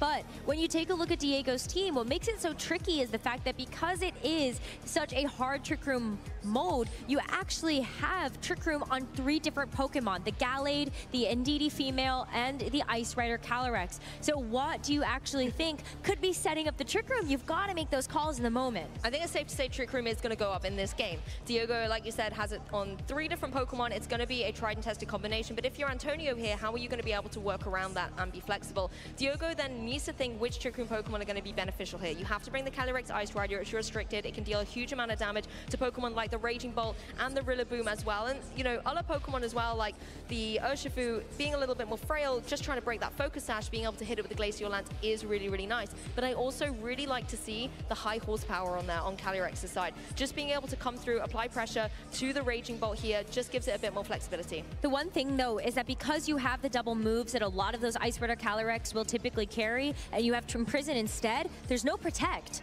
So this Ice Rider Calyrex is going to be very vulnerable on Diego's side to have to kind of relying on some of its partners, like this Ogerpon Wellspring that it's going to be next to use something with redirection, like Follow Me. That's available here as well as on that Indeedee if we see it a little bit later. But for Antonio, the Ice Rider Calyrex nowhere to be seen as of yet. Instead, the Raging Bolt and the Ogerpon Cornerstone. Yes, nice to see the special attack boost as well on Antonio's Raging Bolt, using that boost to energy to get that boost in play. It also has the formidable pressure. It can go for that Terra Electric. You can see Antonio hesitating over that, wanting to deal as much damage as possible with these electric type moves. The Ogerpon, as you said here, Rosemary, can be very disruptive with that Follow Me, and it's such a reasonably bulky Pokemon as well, and can threaten Pokemon like the Ogerpon with some damage with the Ivy Cudgel. You want to try and eliminate it from play. I do not think Antonio has a utility to stop Trick Room at this point. It's going to go up, so now you just need to get some KOs on the board. Well, I love the coverage that we're going to see Antonio go for here. With this Raging Bolt going to that Terra Electric, you are able to mitigate the weakness that from something like this Ice Rider Calyrex is not going to be super effective damage anymore into that Dragon typing. But because Diego does have this Wellspring Ogerpon that can use the Follow Me, it's going to have to redirect away the attacks. But Ivy Cudgel, it has that increased critical hit chance, and that's going to be a one-hit knockout, leaving this Ice Rider Calyrex very vulnerable to this special attack booster energy, Terra Electric Thunderbolt. That does so much damage. Ivy Cudgel coming through, getting the knockout. One Ogerpon into the other. Cornerstone saying, I am the victor out of the two of us, and allowing the Raging Bolt to get some good damage down onto that restricted on the opposing side. Yes, Trick Room has gone up now. That means the speed will be in Diego's favor, but at what cost, Rosemary? There is at least a free switch here for Diego. The Ice Rider Calyrex is still up. It's going to be one of the slowest things in, or one of the fastest things in this Trick Room now that that's set up. And you have the Indeedee as well. Setting the Psychic Surge means that you can protect this Ice Rider Calyrex from these priority attacks, such as the Thunderclap on this Raging Bolt. And you also have that additional protection in the Follow Me. Yes, Follow Me once again providing that redirection support, enabling Calyrex to be in a position where it can go for a Glacial Lance, start getting some good damage on the board. Raging Bolt having dropped its Dragon typing, not going to worry about those too much at this point, particularly as Grimnay is not coming through. There is a protect option on both of these Pokemon, though, but it's not going to be seen as of yet. The Indeedee going for the Follow Me first, and the Glacial Lance to follow. Both of these Pokemon are going to take a decent chunk of damage. Ogerpon, with its sturdy ability, though, is going to hold on for this next attack and also be able to deliver another blow. The Driggle Meteor, though, is going to get redirected away. The Indeedee, not going to be knocked out quite yet, but this Raging Bolt, it's just been so instrumental in this matchup so far for Antonio. And while this Ice Rider Calyrex has the opportunity to attack again, that's another knockout that Antonio's taken. 2 moves and 2 KOs coming through for this Cornerstone Ogerpon here. Really, really nice damage on the board. Now we are going to see one of the titans of Trick Room, the Ursaluna, coming into play. The issue that you've got to contend with, though, is Trick Room turns are going to start coming through, and if Antonio wants to play around that, you have some defensive capabilities to utilize. I feel like if you're Diego, though, you need to go again for this Glacial Lance, get some damage on the board. You can, I believe, easily get the 2-hit KO here on both Raging Bolt and the Ogerpon. So that could then get you 2 Chilling Nay boosts. It could. The only problem is that, as you mentioned, for some of those defensive plays, Antonio does have the option to just double protect on both of these Pokemon. It's going to stall out an additional turn of Trick Room and make sure that this Ursaluna isn't going to actually have the speed advantage. It's also going to be really tough. You know, this Ursaluna has the opportunity to go for Earthquake, and so when you talk about being able to secure a double knockout, do you actually try to give the KOs over to your Ice Rider Calyrex, or just allow your Ursaluna to try to get the job done? But Imprison here, how interesting. Just making sure that you're going to be able to go for something here. But with the Earthquake coming through, or the Headlong Rush, excuse me, actually just attacks in general. Well, I really like this coming through, actually. You know, you do get a little bit of damage onto your partner Calyrex here, but it is able to hang on. And the critical thing for Ursaluna is you've taken that one turn, you've been able to use the Flame Orb to now activate your Guts ability. So there is going to be so much more offensive pressure coming through from Ursaluna. The Earthquake, yes, you hit your partner Pokemon, but you might have been able to get some good damage on a switch in from the back. You know, if it was just something like the Urshifu, at least you're getting the Focus Sash broken and then leaving it more vulnerable for Antonio. The Imprison, I think that's a very interesting move choice. Maybe expecting that there was some type of Trick Room option in the back. Yeah, maybe you do have that Calyrex, but as we actually saw in the back there, no Calyrex, no Farigiraf. So very interesting adjustment here for Antonio in this very first game, relying once again on kind of a similar strategy we saw in just our previous match. This Raging Bolt can be so dominant when you're able to put on that pressure. We saw the Earthquake come through from the Ursaluna in this previous turn. One way to disrupt that, you have the grassy terrain on your side. But with the Thunderclap, this Calyrex just goes down without a fight. That's one way to get around the speed tiers of Trick Room, going for your priority move. There's no Farigiraf on Diego's side, so you do not have to worry about Armor Tail blocking it as the Headlong Rush comes through. Oh no, that was the Facade coming through from the Ursaluna to remove the Pokemon from play. So you do manage to get a KO on Diego's side, but now on Antonio's side, you get to bring a Pokemon in from the back and start slowing things down once again. You can go for some more Protects, just stall through these remaining Trick Room turns. Oh.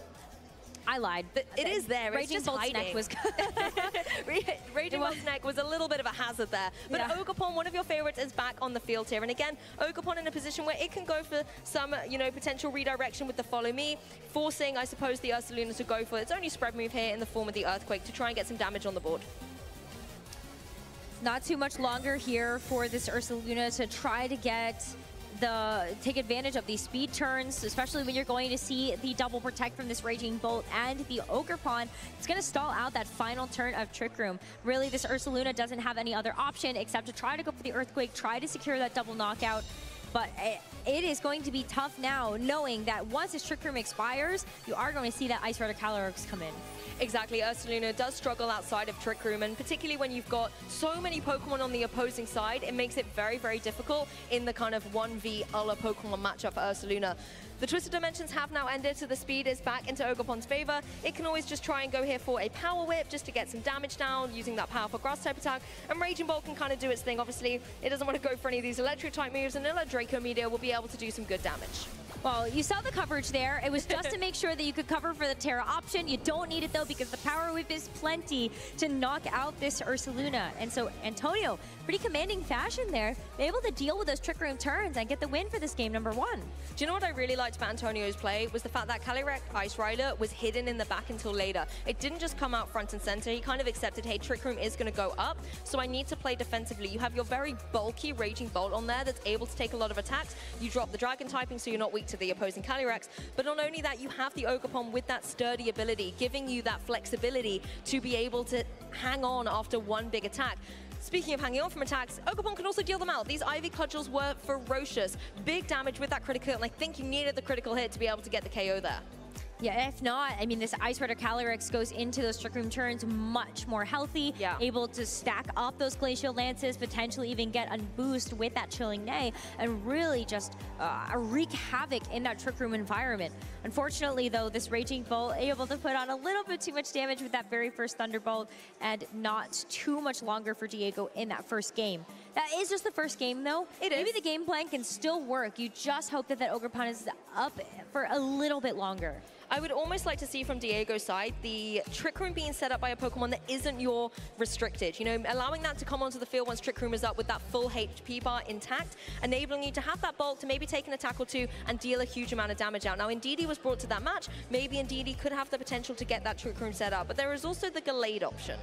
Yeah, Gallade would be very interesting. I think this is a Pokemon we don't get a chance to see too often on the stream, just because it is a little bit shoved into the box of having to be on a full hard Trick Room team. True. But it does have the Psychic Seed as its held item, so a great way to be able to pair that next to something like the Indeedee. But you also have like Sacred Sword, Psycho Cut as your moves of choice, alongside Wide Guard. Maybe not necessarily a bad option to have against maybe the Ice Rider Calyrex, but Gallade could struggle a little bit when it comes down to do you find yourself in front of the right targets with something like the Sacred Sword? I mean, in the mirror, Diego has a lot of utility. We've already seen that in prison on the Calyrex to be able to try and shut down opposing Calyrexes, but you do also have that wide guard. But it looks like the same combinations coming out front and center here. Raging Bolt and Cornerstone Ogerpon against the Wellspring Ogerpon and the Calyrex Ice Rider. Run it back, just no crit this time. Oh, let's see what happens. The booster energy, again, going to show off that this Raging Bolt is going to get that special attack boost, and that first turn of the first game, we did see this Raging Bolt go for the Electric Terra just to be able to boost up those electric type attacks even further. So maybe that is going to be a repeat here as Antonio looks for the next turn of the game. I mean, again, Ogerpon might want to go on the offensive here as well. It has the potential to deal out some good damage with an Ivy Cudgel of its own, or even the Wood Hammer, just to get some good damage onto the field. But I think the key thing is you need to be able to support this Calyrex. If it is staying in, if it's not going to be, it can't go for Protect anyway because it's not running it, you need to provide that defensive support. The Terrestrialization, as you said, Rosemary, going down once again onto this Raging Bolt. It's both offensive and defensive to drop that Dragon typing in the face of an Ice-type Pokemon as Ogerpon goes for the Follow Me. But will it be able to stay on the field? That is the question, right? Because last time it did get crit, so the Ivy Cudgel, if it doesn't crit again, this Ogerpon survives beautifully. No damage going to be taken on this Ice Rider Calyrex as the Thunderbolt also gets redirected. So while you do have to sacrifice this Ogerpon, it is for the greater good. An opportunity here for this Ice Rider Calyrex to set up this Trick Room and really get things going. This is what I wanted to see, though. The Calyrex Ice Rider in Trick Room with that HP bar intact, enabling it to have that extra longevity on the field. And now the tides really have turned. You can go for these Glacial Lances, you can do a huge amount of damage and apply a lot of pressure, and you've got your Ursaluna in nice and safe. Ursaluna, once again, in a position where it could just go for that Protect and ensure a very safe Flame Orb Guts boost, or because you know that speed is kind of in your favor and the Raging Bolt can't really go for the Thunderclap into the Ursaluna, of course, then you can go for something like the Headlong Rush just to be able to get some damage on the board against Raging Bolt. Would be nice to do that. I think the only issue here for Diego is the fact that this Calyrex, as we mentioned before, does not have access to Protect. So it might be a little telegraphed here that Diego would like to get that Guts boost up and running, but even in that last game, Diego was very comfortable to try to go for an attack and just let that Guts boost come up naturally for this Ursaluna. It makes him less readable as well, right? If you kind of think, oh, it's going to go for that Protect, that's what it always does, so you're not going to target into it, enables it just to get some damage on the board, and obviously it's not as destructive as it is when it has the Guts boost, but there is a Terrestrialization. It is the Dragon type onto this opposing Calyrex. Wow, haven't seen that in a while. We have not seen that in a while. That is one of the ways you can get around a lot of this sort of elemental damage that could be coming through. That, you know, Ice Rider Calyrex, maybe not worried too much about seeing a Will-O-Wisp across the way instead. But wow, look at that. It's going to be that long rush there into this Raging Bolt. It is a one-hit knockout. The Ursaluna is going to get the drops in its defense and special defense, as you would see from something like a close combat. But I think you got the prize. You need to calm down, Ursaluna. That is so much damage, and not even Guts boosted at this point in time. Calyrex going for the Imprison. That shows exactly why the Thunderclap did indeed fail into that slot, as Ursaluna not only gets the KO, but gets the boost now, thanks to that Flame Orb. A fantastic turn here for Diego. Now Antonio, this time, has indeed left the Calyrex Ice Rider at home, as well as the Farigiraf, and has brought these kind of iconic duos in the form of Rillaboom and Urshifu to the field. Rillaboom can come, try and slow down the pace a little bit with something like a potential Fake Out, just stall through a couple of these turns, and Urshifu can deal obviously a huge chunk of damage with something like a Close Combat or a Surging Strikes, but this Dragon Terror is so critical. Fire, water, grass is not going to be dealing damage to this Calyrex. So that's when you look at this Rapid Strike Urshifu and you go, oh no, this Surging Strikes maybe not necessarily the easiest thing to take out this Calyrex. You still have the Close Combat, which is going to pack a big punch, but when this Ursaluna is sitting there, you think about this Urshifu and you go, okay, this is really the target that I'd like to see. Both of these are going to be super effective into this Ursaluna. Exactly, and the Ursaluna, you know, having taken some drops, is going to be a little bit more vulnerable, but Glacial Lance going to come through first of all. Ogerpon taken right down to its sturdy 1 HP remaining, and Urshifu is not going to be able to hang on to a follow-up from this Ursaluna or even a second Glacial Lance in the next turn. Oh, that critical hit, that's going to make that much more difficult, but the Facade actually goes into this Cornerstone Ogerpon instead, finishing the job that this Ice Rider Calyrex could not in that first turn. It unfortunately denies that boost to the Chilling Neigh, but with this Close Combat in response, this Ursaluna is also going to get taken out of the fight. So critical survival there on that Urshifu to be able to deliver up that finishing blow. Diego is going to be down to his final 2 Pokemon, and Antonio Sanchez as well. I think this is a nice trade, though, however, because your Ursaluna had those drops. It was going to be a little bit more vulnerable. This is another perfect partner Pokemon for this Calyrex Ice Rider, and that's where you're going to shift your focus of your Diego. You can use this Calyrex to be able to start cleaning up this game. The Rillaboom's come onto the field, but the key thing is that Indeedee is here as well, can go for that redirection. Rillaboom, though, in Trick Room, not going to enable the Psychic Terrain in there, so Fake Out is still a potential play. Exactly, because of the speed interactions there, the Rillaboom gets a chance to set that grassy terrain a little bit later, and that means that you can still go for something like the Aqua Jet even, or that Grassy Glide, absolutely, alongside something like that Fake Out. But still, how do you get through this Ice Rider Calyrex? Grass type damage. You also have the water type damage. Now you have to rely on things that are a little bit more chunky, but can this Urshifu actually tank another hit? Can you get through these Trick Room turns? It's not even that, it's getting through the Indeedee as well, because you can go for the Follow Me, and both the Rillaboom and the Urshifu only really have single target type attacks. So you can try all you want to get to that Calyrex, but Indeedee's going to be the barrier stopping you in this case. Calyrex going for the flinch, did get hit by the Fake Out here, as Urshifu actually just goes straight away for the close combat. Indeedee taking that like a champ. Yeah, it's going to need another one to be able to get the job done, and all the while, Antonio is actually going to be dropping his own defensive capabilities against this Ice Rider Calyrex, and you also took a bit of chip damage from the Rocky Helmet that this Indeedee is holding, to make it a little bit easier for this Urshifu to get taken out, even though we saw the critical hit take it below half. There is Helping Hand available on this Indeedee if you just want to clean up shop. Exactly, because I'm not sure, even if Rillaboom and Urshifu were able to double down into that Calyrex, whether they would be able to get the job done. Urshifu going on the defensive here, as the Rillaboom does go for that priority Grassy Glide, but it's not enough to get the Indeedee. It's still hanging on here. The Rocky Helmet doing a little bit of chip in return, but Calyrex, the lights are on you now. This is your moment to go for this Glacial Lance into the opposing Rillaboom here. Being a grass type, it's going to be very vulnerable to this attack. Yes, that is just going to be what I would essentially call a one-hit knockout. It's onto gone. the Rillaboom. Might have damaged itself in the process, but it's going to be another boost here for this Calyrex. And the Heal Pulse as well. That is another move that Indeedee can use to really just continue to keep this Ice Rider Calyrex healthy. It didn't have too much damage on top of it just yet, but now even outside of Trick Room, a close combat to this Calyrex might be a stretch and a half. This was such a beautiful play by Diego as well, going for that Heal Pulse, knowing that, hey, if the damage comes down into this Calyrex, it's bulky enough, it's got the defensive capabilities with the Dragon type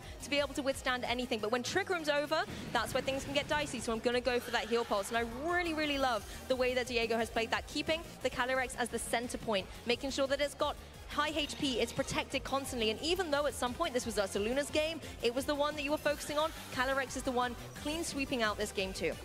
Really is. And I think Antonio's just thinking at this point, what do you do heading into this third and final game? Yes. You were able to make the most of what you were granted in that first game, still having to find a way to really be able to get there in the first place and still take advantage of that critical hit. But Diego, at this point, gotta start thinking about, you know, can I get through this? There is maybe an out here in terms of the amount of power points you have for a Glacial Lance. It's only 8. Is that possible? A double protect? It could be a way of kind of counting through against this Calyrex, but Calyrex still has a lot of utility to be able to do damage with. Still you has know, high horsepower that's the high horsepower, as long as it connects, you know, dare I say it, it's going to be able to get the job done against the Urshifu. And even if the Calyrex isn't able to get the job done, you know, Indeedee providing that support, the redirection, it's going to be able to enable that. Obviously, Indeedee doesn't have any attacking moves, so you really are going to be focusing down against that Calyrex, but I think with the full HP remaining, it's going to be a really, really tall order. It is. Maybe even thinking about how much time is left in the game. I don't know. I'm just trying to think of these scenarios here if Antonio's not just thinking about what to do in this game 3. Well, he's definitely using that time, and I think it is a very wise thing to do, to start thinking about how to adapt, because at the end of the day, this Calyrex, when it goes into this Dragon Terror, is so difficult to get through. You almost kind of want to go through and go for the Glacial Lance into it, because it will deal super effective damage, but that Imprison is so detrimental to Antonio's potential here. The Glacial Lance is going to come through. The failed third protect will be able to get the knockout on Urshifu, and we're going to see a Game 3 here in Swiss Round 10 at the Pokemon World Championships. Wow, what a set so far. Diego has been so successful with this hard Trick Room team with that Ice Rider Calyrex, and you're absolutely right. That's kind of why in that first game I went, no, surely there's not an Ice Rider Calyrex in the back here for Antonio, but it was great that there was, because when you do see that Imprison come out, that is something that you have to worry about versus opposing Ice Rider Calyrex. They've been plentiful in the meta. And you completely shut down Antonio's one-hit Glacial Lance, High Horsepower, Trick Room. Those are the 3 moves that you have in common. So all Calyrex can then do is protect. You can basically ignore it on the field and always focus down that partner slot. We saw again the opening turn here, big damage, losing the Ogerpon, but Ogerpon does its job. It just enables that safe Trick Room setup for the Calyrex. Yes, you're going to see some big damage coming through from the Ursaluna as well, but it really is all about that Calyrex at the end of the day. Being able to have that Imprison really threatening Antonio and completely neutralizing one of his big restricted Pokemon. It's also very good information for Antonio to know that, okay, even without that Guts boost, Headlong Rush, it's a one-hit knockout. My Raging Bolt is not going to be able to survive that. So now maybe you have to kind of think about, okay, is there an opportunity then instead to maybe put the Rillaboom in, even if you have, does that buy you enough time? Maybe Indeedee swaps in for something, get the grassy terrain as well to protect your Pokemon from something like an Earthquake. Just thoughts. I'm almost thinking if there's any way here to be able to try and shut down Trick Room so it doesn't go up. But with that Imprison on there, you know, if you're leading that Calyrex Ice Rider, sure, you can bring your own Frigoraph, try and reverse it with the Trick Room on Antonio's side. But if Imprison is what's locked in, then there's no room for you to maneuver here. And then you're in a very, very difficult spot. With that Dragon typing as well, as you said, Rosemary, it's such a good defensive capability in a sea at the moment where we've got a lot of Fire, Water, Grass cores. And Pokemon like the Rillaboom and the Urshifu that Antonio keeps bringing just do not have the power to be able to get the damage down, particularly when Diego is using so many great supportive Pokemon, Ogerpon and Indeedee. I was going to say, though, if the Ice Rider Calyrex is forced into a position where it is going for Imprison, then it's not going for something else. That is true. So there's no attack coming out. There's also not going to be a Trick Room of its own. So maybe that is something you could potentially capitalize on. So I love where you're going with this, thinking about the Farigiraf and putting an offensive Pokemon next to it just to try to get some damage down or just force a moot turn. As we head into this game number 3, though, the winner of this game is going to move on with a win into the final round of Swiss. And look at that. It's going to be a run back for Diego with that Ice Rider Calyrex and Ogerpon Wellspring. But for Antonio, it's the Ogerpon next to the Farigiraf. The Farigiraf has come to play here in this game 3, being able to provide just a little bit of support with something like maybe the Trick Room or even using that Throw Stray to boost up its Hyper Voice, getting some damage out on the field. You've also got the capability of Shadow Ball to deal some pretty good damage into the opposing Calyrex. But it really comes down to whether you can get damage onto Calyrex and stop it going for this Trick Room. We know that the Ogerpon Cornerstone has the capability, if it gets a critical hit, to remove the Ogerpon from play on the opposing side. But now Calyrex has a choice to make. Does it go for Trick Room or does it go for Imprison? I feel like Trick Room is still a very good bet to be able to make. You want to make sure that you have that as a speed advantage for yourself, but it's a tough call. I feel like you are put in a very precarious position if you're Diego by this lead from Antonio. You at least see the follow me once again. So the Ivy Cudgel heading into this Ogerpon. It's not going to be a critical hit either this time. So Ogerpon's going to be able to hold on, not through this Hyper Voice though. So while it does get knocked out for its troubles, what did Diego end up going for here on this Calyrex? After we get to see this Throat Stripe boost here for the Farigiraf. Yeah, Farigiraf kind of setting itself up here, getting a boost to its special attack, as Calyrex does indeed go for the Trick Room. I guess you're in a position in that next turn where you can just go for the Imprison now as well and stop Farigiraf from trying to reverse the Trick Rooms here. I almost wondered as well if Calyrex was just going to go on the all-out offensive there, go for a Glacial Glance and get some big damage down, but Trick Room really is the arena where Diego thrives. Ursaluna now on the field as well, and this is where Calyrex maybe can go for that Imprison, allowing Ursaluna to go for the big damage on the field. The issue is there is no Raging Bolt that you're down against now, and Terrestrialization is still flexible on Antonio's side. Yes, and I love that because as we talked about before, this Farigiraf does have access to that Terra Water, and that's one of the ways you could resist some of this damage from this Ice Rider Calyrex while still being able to make use of something like the Throat Spray that you have activated for yourself on that first turn. Ogerpon as well for Antonio. Let's not forget that while it is a cornerstone and it has the ability to go out on offense, it also does have access to Follow Me as well. One of the ways you could also redirect away a big attack from that Ursaluna. But as Diego did in that second game, it's going to be another Terra into the Dragon type for this Ice Rider Calyrex. And while it's still got the Sturdy intact as well, the Cornerstone Ogerpon is going to be able to hang around on the field a little bit. But let's bring a little bit of glimmer and shine to the stage as well. Both Terrestrializations coming through. It is going to be that Water Terra on the Farigiraf to give it a lot more defensive potential here on the field. That also really helps it out against Pokemon like the Ursaluna. Ursaluna is going to go straight away for the headlong rush. Looks like a really nice defensive typing switch here, but oh my goodness, that still does so much damage. Frigoraph is definitely more vulnerable now as the Glacial Lance follows up. The Glacial Lance, though, with this Water Terra, is not going to be nearly enough to get this knockout onto the Frigoraph, which means that you actually have an opportunity to get some damage down if you are Antonio. The Hyper Voice, Ursaluna had dropped its special defense using that headlong rush, but it is going to be the power up to follow up just to make sure that that Ursaluna is absolutely down for the count. No Guts activation since the Flame Orb is gone alongside that Ursaluna. Even without the drops there, that would have done so much damage from the Power Whip coming through. Indeedee, however, now can come onto the field, bring that Psychic Terrain in, and once again provide that redirection support with something like a Follow Me. Both Frigoraph and Ogerpon generally will get drawn into attacks except for that Hyper Voice, and you can see how much damage it is stacking up against this Calyrex. Unless Calyrex is able to get some KOs, which I'm pretty sure it's going to be able to do looking at the very, very low HP bars on Frigoraph and Ogerpon, it can then start getting its attack boosted as well through these Chilling Nays and become very formidable. Antonio needs to play the clock a little bit here and look at these Trick Room turns. I think it's tough as well because even though we saw how much damage that Calyrex could do with that Glacial Lance, now you have a different modifier you have to think about. Do you actually survive the Glacial Lance if this Indeedee goes for a Follow Me?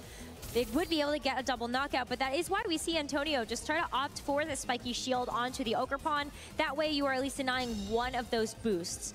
Let's see, though. There was no helping hand. It's just getting the Glacial Lance here from this Calyrex, but it is enough knowing that you are going to be able to secure a knockout there. Wouldn't be surprised to see the Heal Pulse come through here as well, just to give that Calyrex a little bit more longevity and help it out, because it has to take a couple of those Hyper Voices as well as giving itself a Chilling Nay boost, boosting up its attack, and there comes through the Heal Pulse. One of the best buddies you can have by your side in the form of this Indeedee. It just completely undoes all of that hard work that Antonio was trying to do onto that Ice Rider just a couple of turns ago. But as you see the Rillaboom come in, now that Diego is down to his final two Pokemon, the terrain control is at the very least in Antonio's favor.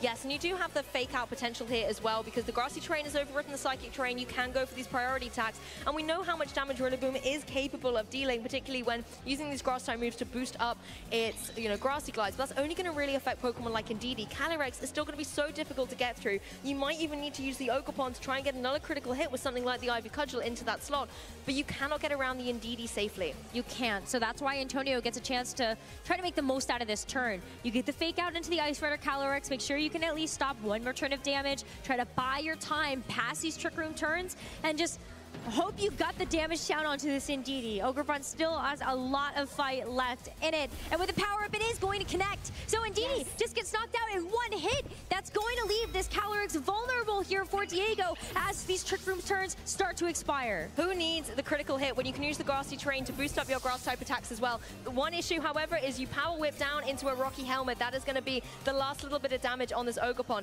But now Antonio has the free switch, brings in a Pokemon like the Urshifu here. But once again, we're in this situation, Rosemary. We've got the Calyrex versus two Pokemon that really cannot do a lot of damage to it. But this time, Calyrex does not have a supportive Pokemon by its side. Does it have enough gas in the tank to be able to hang on against both of these formidable attackers? Well, you know that this Urshifu will be able to survive one more Glacial Lance, as the Grassy Glide does not do a little bit more than a tickle. And in response to Glacial Lance for Rillaboom, at least you get some damage down before it does get down and out for the count. But this Urshifu has a chance here. Can it do enough damage with this close combat that you can put yourself in a position where a second one's going to be able to do the job? It all comes down to this, Lou. Can Urshifu do it? Close combat comes through, connects, does a little bit of damage, puts it down into the orange zone here. But the Calyrex looking so in control. It's gonna be close, especially after a bit of that Grassy Terrain recovery. That's gonna make that damage roll even a little bit more different. Close combat once again, but now this Calyrex is going to be at +2 when it goes for another Glacial Lance. Antonio has the speed now. This Urshifu is going to move first. Urshifu has to get the KO, otherwise it is Diego's game here. Calyrex hangs on, able to go with the Glacial Lance down into the opposing Urshifu, dropping its special defense and defense even more, and here it comes through, gets the knockout. Diego Ferreira victorious in this set. Victorious in the set, and we get a chance to see if he can be victorious once again in that top cut. Fantastic play from Diego. He has achieved so much greatness in this season so far, and to find himself at the top tables as we inch closer towards that top cut for Worlds, he must be feeling so stoked. And didn't let himself kind of get tilted after that game one. You know, allowing Antonio to get the first match can be so difficult because you know there's no room for error here. You have to then win the next two to close out the set, and that's exactly what Diego did. Stuck with the same strategy, going the critical hit. Hey, that was unfortunate, but I was in the right with the plays that I was making. And Diego staying true to protecting that Calyrex. Love to see that Dragon defensive typing on it in the terrestrialization. Just was able to show why Hard Trick Room is still something that, yes, you might have prepared for it coming into the tournament, but it's not as easily countered as you might think. I mean, what just the perfect call, I think, that Ice Rider Calyrex into its opposition. Yeah. We saw Antonio have to leave that Ice Rider of his own behind because of the threat of the Imprison. You are not going to be able to go for your attacks. Every Calyrex runs Glacial Lance as well as high horsepower, so you're just going to be there sitting as a duck. But fantastic stuff. Antonio still made that very close. At the end there, you're just hoping that that close combat, it could get that critical hit at the very end. It would have sealed the deal here for Antonio to have that record as well. But yeah, I mean, it's fantastic stuff. I think Trick Room in general in this tournament has caught a lot of people off guard. It's not something that you really have to prepare for when you know that the rest of the rest of the meta is very balance focused. I feel like Antonio had to make so many adjustments in his team composition as we went through this set. You know, not only having to leave the Calyrex at home, which is so detrimental to your strategy, but then having to drop the Raging Bolt in favor of this Farigiraf as well, because knowing how much damage that Headlong Rush can do, even outside of the Guts boost, just meant the Raging Bolt was not safe on the field. And I feel like if you brought the Raging Bolt, you had to terrestrialize it because of those Glacial Lances. You had to get rid of the Dragon typing, and that then left you so incredibly vulnerable to the Headlong Rush. You can see kind of the energy and emotion from our trainers here. This means so much to them on the world stage, but the Glacial Lances were just too much to bear for Antonio. Yeah, I mean, Rillaboom, it's just so tough, right? Because does it actually get a chance to survive that attack? Sometimes I think Rillaboom are trained to be just a bit more bulky, but you know, you can see that final close combat. Antonio still, though, with his head held high, he is a regional champion from this year. He's also just had so many top cut performances, and I think that even going into this last round, he still has a great shot to be able to win and see Diego again. Oh, definitely. Two incredible players. And at the end of the day at the World Championships, every single player has earned their place to be here and will give us an epic showdown of a match. But I have to say, being able to see the Hard Trick Room come through and seeing Wellspring Ogerpon as well be such an interesting tool in this team, because it really didn't do much in all three games other than click follow me, but that was all it needed to do. And I think it's very interesting in Pokemon when you look at the kind of moves and counter moves that are enabled in order to get the victory. It's a really, really class act coming through from Diego, and I love to be able to see that there. Hey, even in this match, if all it was there to do was to support and be a cheerleader for that Ice Rider Calyrex, you know that it also has a defensive capability as well that we just didn't get a chance to see showcased in this match. One person, though, that I know is a very big fan of Hard Trick Room is actually on stage here with Diego to talk about that last match. So let's go ahead and head over to the stage. All right, thank you very much, Rose and Lou. We are here with our winner, Diego. Congratulations. That was about as close of a set as it can get, coming down to the close combat in the end. How are you feeling right now? I'm super happy, but I'm a bit shaky still because it was so close. Yes. Yeah, so let's talk about this team. I think it's fascinating. You went 8-0 yesterday, and you're kind of using different variants of some popular Pokemon. You have Ogerpon Wellspring when many others use Hearthflame or Cornerstone. You got the Ursaluna regular form instead of the Blood Moon. You Terra Dragon on Calyrex when many use Water or Fire. Like, how did you come up with this team composition? I don't know. I think I have always think different. Since I started playing in 2016, I always liked to play anti-meta. So yes, I don't know. It's just like the way it works for me, because when I play meta, I think that unless you are the best playing the meta, you won't win because people is gonna prepare for it, you know. So I rather just go for like a north composition that maybe can give me an advantage because they don't know how to face.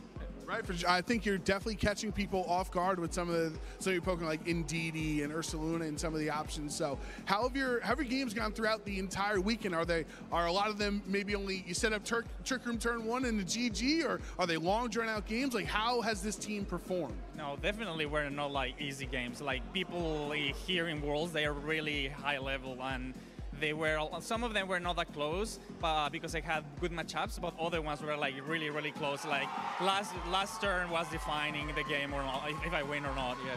Yeah, and then talking about that Terra Dragon on Calyrex, it was just so crucial. What's the inspiration behind going with Terra Dragon compared to some of the other conventional Terra types for Calyrex? So Terra Dragon is good against grass, fire, water.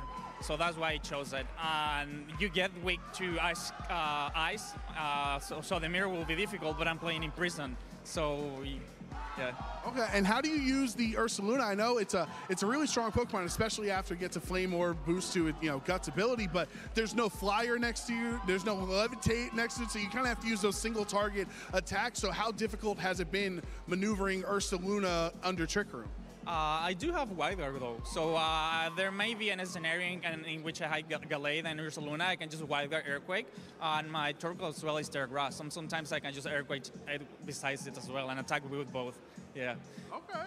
Cool. So do you have any shouts? We have a lot of fans here rooting you on, right, in the front of the crowd. So what would you like to say to fans rooting on and friends and family at home? Yeah, so many people. So yeah, so my friends, my Chilean friends that are supporting me there, my boyfriend that is watching me as well, and he always supports me. The Australian community as well, because I live in Australia now. They are my Chilean friends, but I have some friends in Australia as well. Especially shout out to Chris that helped me to prepare, and then as well my friend Neme. All right, well, congratulations on that win. Best of luck in the last round of Swiss, and hope the best for you going into Top Cut. Thank you very much. Thank you. Thank you. All right, so we're going to be right back here with our last and final round of Swiss on day 2 coverage here, the Pokemon World Championships. We'll be right back after this break.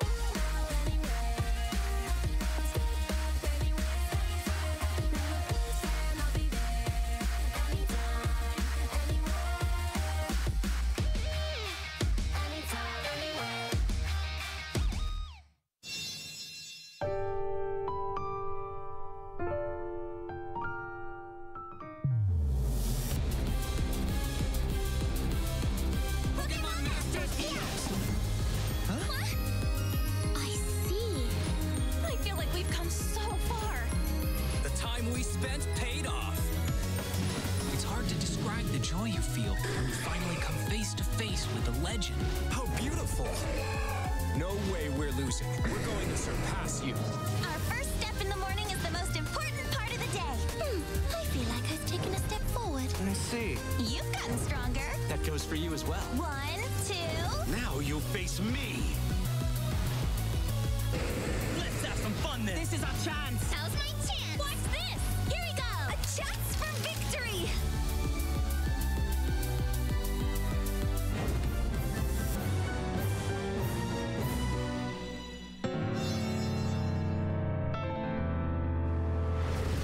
A new kind of power. Oh man, so exciting. Amazing. Right, next battle. Hello there. My name is Oak. This world is inhabited by creatures that we call Pokemon.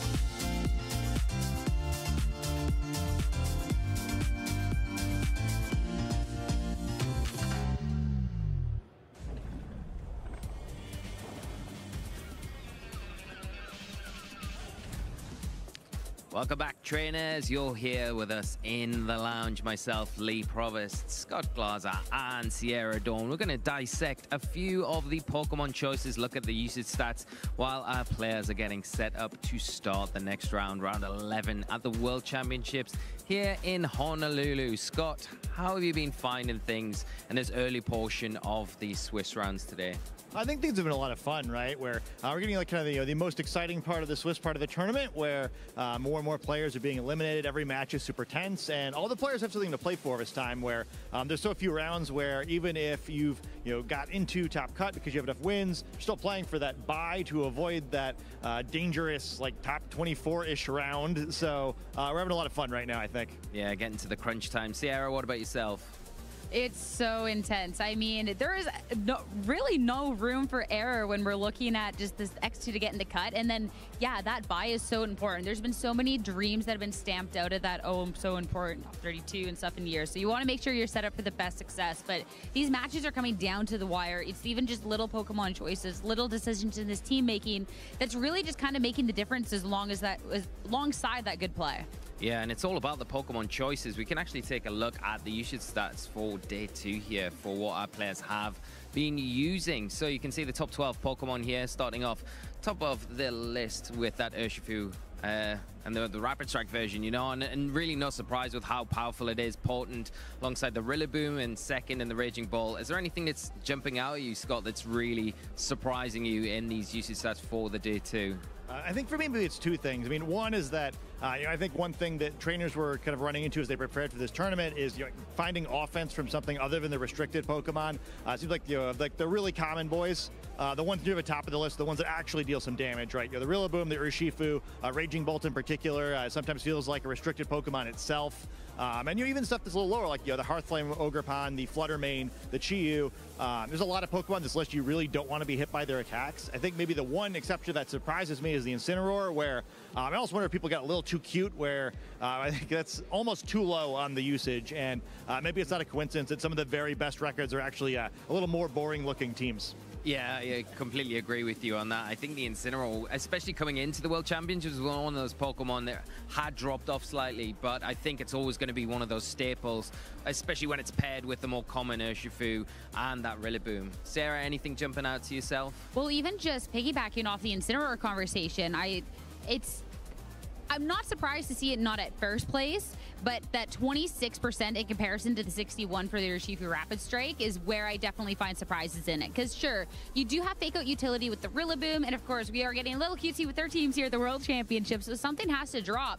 But we got to see really early on in the day with that Incineroar Rillaboom combination with that Urshifu Rapid Strike that you could really kind of set up a board state to your favor with that double fake out pressure and those constant threats of Intimidates. Even just things like a knockoff, it's maybe not always the most powerful of moves, but being able to get rid of really, really key items. So I think the fact that we've kind of strayed so far away from that in terms of, I thought this would have been a Urshi, Rillaboom, Incineroar for our top 3 and then going on. So that one kind of catches me off guard a little.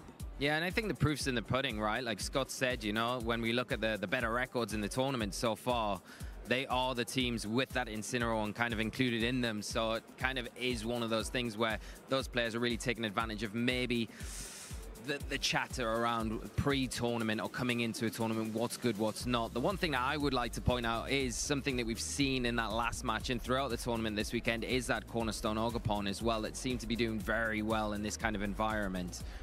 Yeah, I mean, Joe Brown right now is out there celebrating that this has made, not only just made the usage topic, but it's actually been really well in matchups. And I mean, it makes sense, the typing of it, that built-in sturdy and being able to fire some really powerful rock Ivy Cudgels. I mean, that hits into the good amount of the format really well. Yeah, I'm kind of surprised that it took so long for this Pokemon to get to this level of usage. And one of the things that's tricky about it, you can only pick one Ogerpon, right? And I think some teams would love to have more than one. But yeah, I mean, it's helping keep that Incineroar number down in particular. And I think of the many Ogerpon forms in this format, kind of the one that you least want to get bonked by. Yeah. I completely agree with both of you. So we've had a look at the non-restricted usage stats. We can also have a look at the restricted usage stats as well. These are the top 8 restricteds that we're seeing in day 2. Of course, no surprise really to myself that the Calyrex Shadow Rider's on top there. Anything jumping out to you other than the Groudon, Sierra? Well, I mean, I feel like the Groudon, again, a participation award. This should be a top 6, and the Groudon should not be seen here. But no, I feel like this is pretty, I think what I would expect coming into this. You have the big 3 exactly where they should be, the top 3 of there, and the kind of B tiers that can definitely make a run and definitely have this opportunity to win the World Championships. That Zamazenta, the Terrapagos, and that Kyogre. I think those 6 are the ones that we were kind of really expecting going into this. And even though they don't have the greatest representation, it is in the hands of some really, really skilled players with some really unique teams that, yeah, we can see a couple of those in our top 8. Yeah, definitely. And I think the one thing that really surprised me coming into yesterday was the usage on Terrapagos. And we've still got players in the field that are really pushing towards the latter end of this tournament, still performing well in contention to move into the top cut bracket once we do finalize our players after round 11.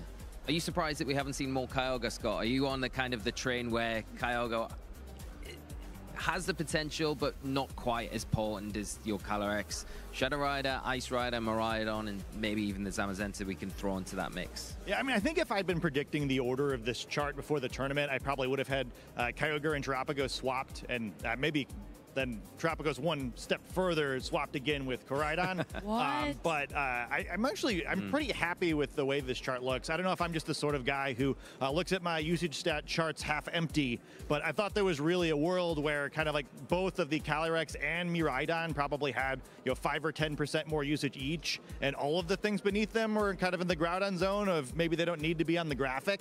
I think that I'm really relieved that the metagame has proven to be a little bit more diverse than we thought, and there's a real chance that especially that Zamazenta or the Terrapagos wins the tournament, where for me coming in, I don't know if I just wasn't high enough on the ladder when I was practicing, but I was seeing an awful lot of those big 3, and I'm glad that there's a real chance that none of them take home the crown.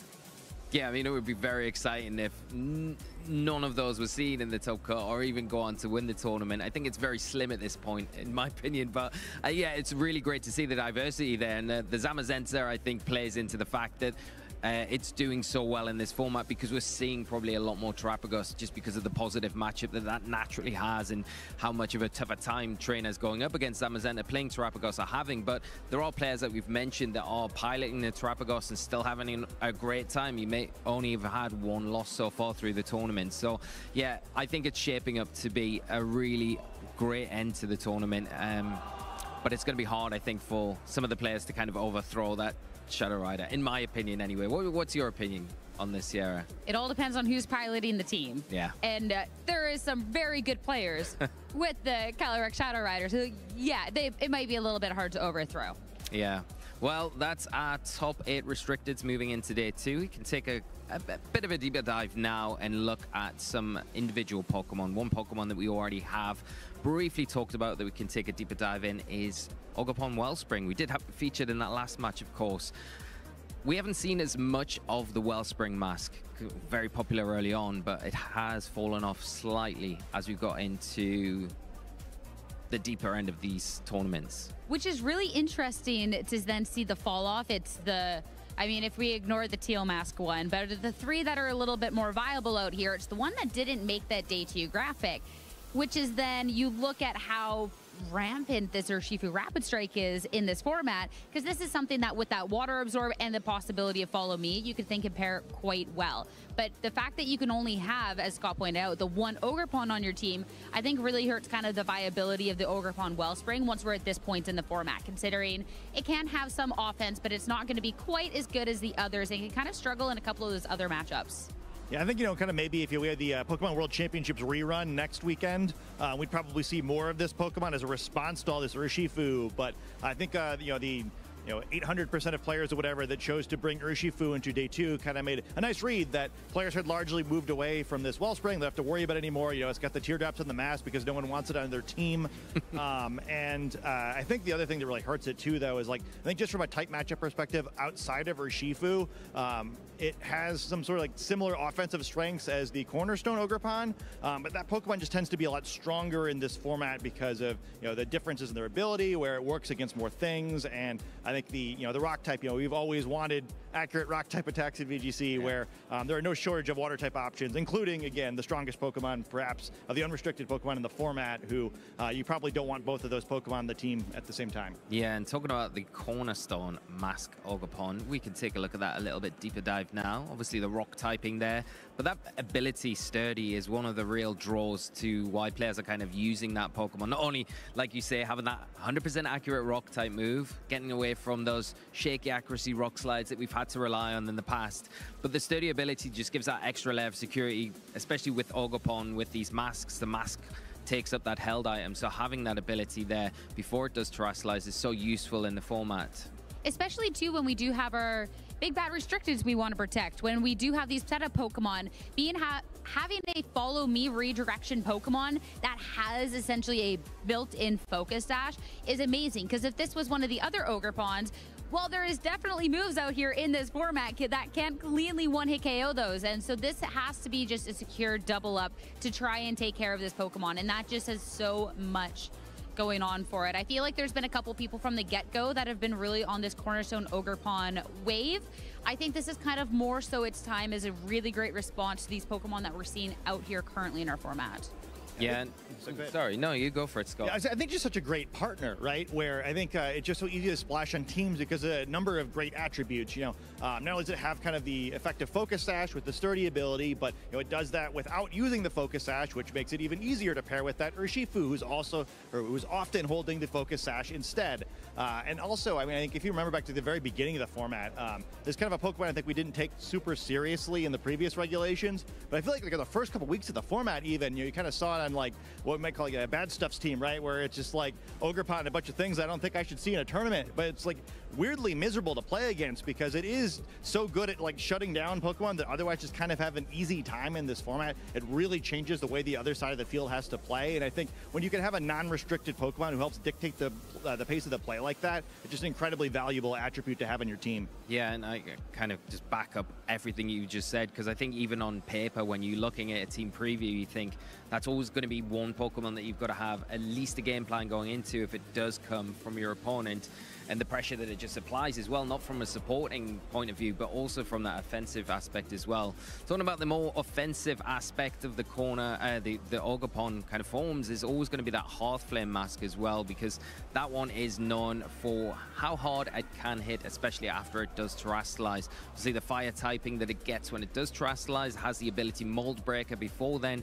A very strong Pokemon that we've seen have a lot of success in Regulation G in previous formats when it's been allowed to be used, but we've not probably seen as much of it on the broadcast this weekend as we're still likely to see quite a bit of it going into the latter stage of this tournament. There is definitely players that have made the run with the Hearthflame Mask Ogerpon, and I think too when we look, it falls into the same issue as the other ones too. I feel like we would see a little bit more of it if you could have more than one Ogerpon on a team.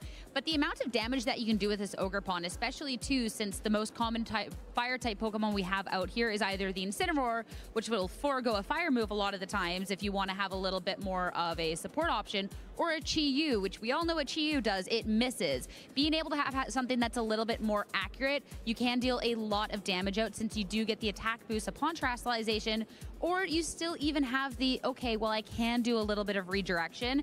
I think it's really, really dangerous for people to go up against.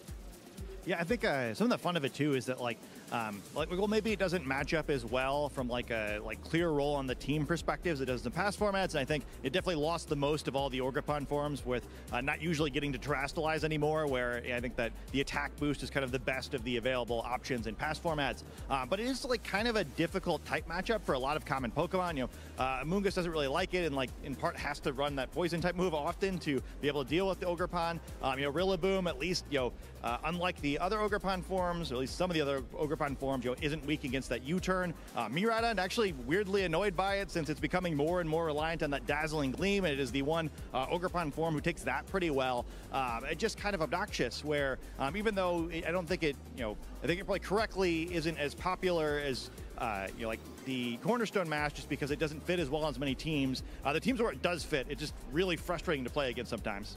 Even neutral 1+1 attack Ivy Cudgels do a lot of damage to a lot of the restricteds that are out there. So if you're dealing something that can do neutral damage into a lot of things, super effective on things that wouldn't appreciate it, you even push it something into, if you're up against a Rillaboom, you might have to push it into terrestrialization, and when you're wanting to maybe terrestrialize that restricted more common than not, puts you in a tough spot. Yeah, definitely. And I think even when you're looking at those neutral Terra types that we're seeing, Raging Bolt for one, where it does go into the Fairy Terra typing and things like that, you are threatened instantly just by the power that the Hearthflame does possess. Talking about Raging Bolt though, here we are. Another very, very popular Pokemon that hasn't really dropped off at all in Regulation G. It's just kind of kept its place really throughout, and for good reason as well. We kind of see it there with the photosynthesis ability, which occasionally gets used. We're seeing a lot of players in this tournament using the booster energy, and the alternative is that Assault Vest. But I feel like we're seeing more booster energy in this tournament in particular than what we'd commonly see before then with the Assault Vest. Yeah, it definitely puts it in a really dangerous zone, considering you do have access to that Thunderclap. So that booster energy synergizes really well with this Terra Electric that we've more started to see, as opposed to that Fairy type, considering a special attack booster energy, Thunderclap, Terra Electric. That is a lot of damage, and there is a good amount of Farigiraf out there in the field for day 2. I believe it was about 30%. But if you're not up against one of those priority stopping, this can threaten in a lot of ways. And this matches up really well into that Urshifu Rapid Strike. Some of them have Focus Sash, but if they're wanting to go for something like a Scarf or a Mystic Water, all of a sudden this is a clean one-hit KO and can still threaten even other Pokemon like this Calyrex Shadow Rider that wouldn't appreciate a hit from this either.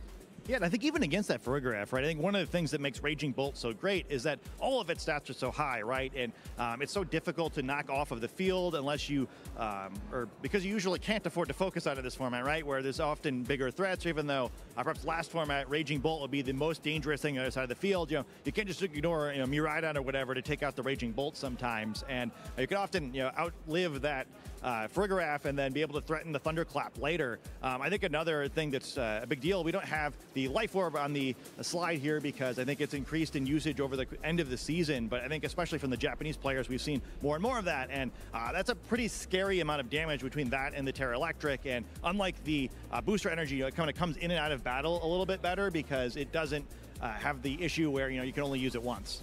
Yeah, I totally agree. I think when we were looking at Hirafumi's team in particular, playing that life orb, when you think, wow, if electric terrain, if you're facing down against a Miraidon, for instance, and the electric terrain's up and you've got the electric terrestrialization, you've got the life orb on top of that, same type attack bonus. This thing's going to be just removing things from the field very easily, so it becomes a big threat. Things like Incineroar that would normally be quite comfortable to sit in front of it, maybe get a parting shot off, just don't have that freedom anymore in front of this Pokemon. And another electric type Pokemon that we can take a little bit of a deeper dive on, especially this weekend. We've seen a little bit more of it than maybe what some of us thought, is Iron Hands, and for good reasons. Very strong Pokemon, fighting electric. Common water, common terra types, I should say. I'm getting washed up in the waves here. Is the water and the grass typing on their Quark Drive ability, obviously able to use that ability now. We're seeing a lot more electric terrain with the resurgence of Miraidon, and still common held item on there is that Assault Vest, but we have seen some different builds over this weekend, Scott. Yeah, I think one thing that's really cool is we've seen a lot of the low kick. I think, Iron Hands really had a resurgence at NEIC, but there's still some ways to innovate it. And yeah, I think it's kind of been a neat adjustment where players have kind of found they need some more immediate offensive power from this Iron Hands, a little more difficult to stay on the field for a number of terms perhaps. So yeah, and it's great this format where you've got a bunch of Paradox Pokemon who tend to be a little bit larger. None of the restricted Pokemon have been attending their Weight Watchers meetings. So some really high base power, high accuracy move. Yeah, the Iron Hands truly turning into Iron Feet over here. But I love that adjustment that we see coming on out, because I think it's just a really smart meta call into this. I mean, Iron Hands, we sometimes can see builds that are a little bit more on the offensive end. There has even, on top of this low kick adjustment, we've seen some that have maybe gone for this more clear amulet and this sword stance and trying to get this attack and to start dealing out some damage. Since you do have the longevity with Iron Hands just naturally being more on the bulky end. So being able to have a couple of different looks with this Iron Hands is a really big reason on why this has just never really fallen too far out of meta. Sometimes it's a little bit of a sleeper, but it'll always come back, and it pairs up so well against a lot of these meta Pokemon that we have out here, and even on the restricted end. So no wonder that this is just a great Pokemon. And even with the slower speed, you could just have a really speedy team and not worry about your opponent setting Trick Room, because you throw out your Iron Hands. It loves to play in those dimensions. Yeah, so many valuable tools that the Iron Hands can bring teams. And one last Pokemon that we're going to have a look at is one that we've briefly mentioned as well. It is going to be Farigiraf. It's so useful, and so many players are really having a great time with it out here in Honolulu, and for good reason. Common water terra type, common terra typings we're going to see falling into the water once again, but it is going to be water, it is going to be fairy. We commonly see on it Armatil is probably the main selling point from this Pokemon because of the ability to prevent those priority attacks onto your side of the field. Held items, we've seen a lot of the Electric Seed, especially when it's paired up with that Miraidon. Makes sense, you get the defense boost when the electric terrain is on the field. Citrus Berry and Throat Spray, something that we haven't seen too commonly, but Wolf Glick is a player that is running that, and for good reason, because if you do fire off those Hyper Voices, you get that boost, and then you become a bit more of a threat, which Farigiraf can and has the capabilities of doing.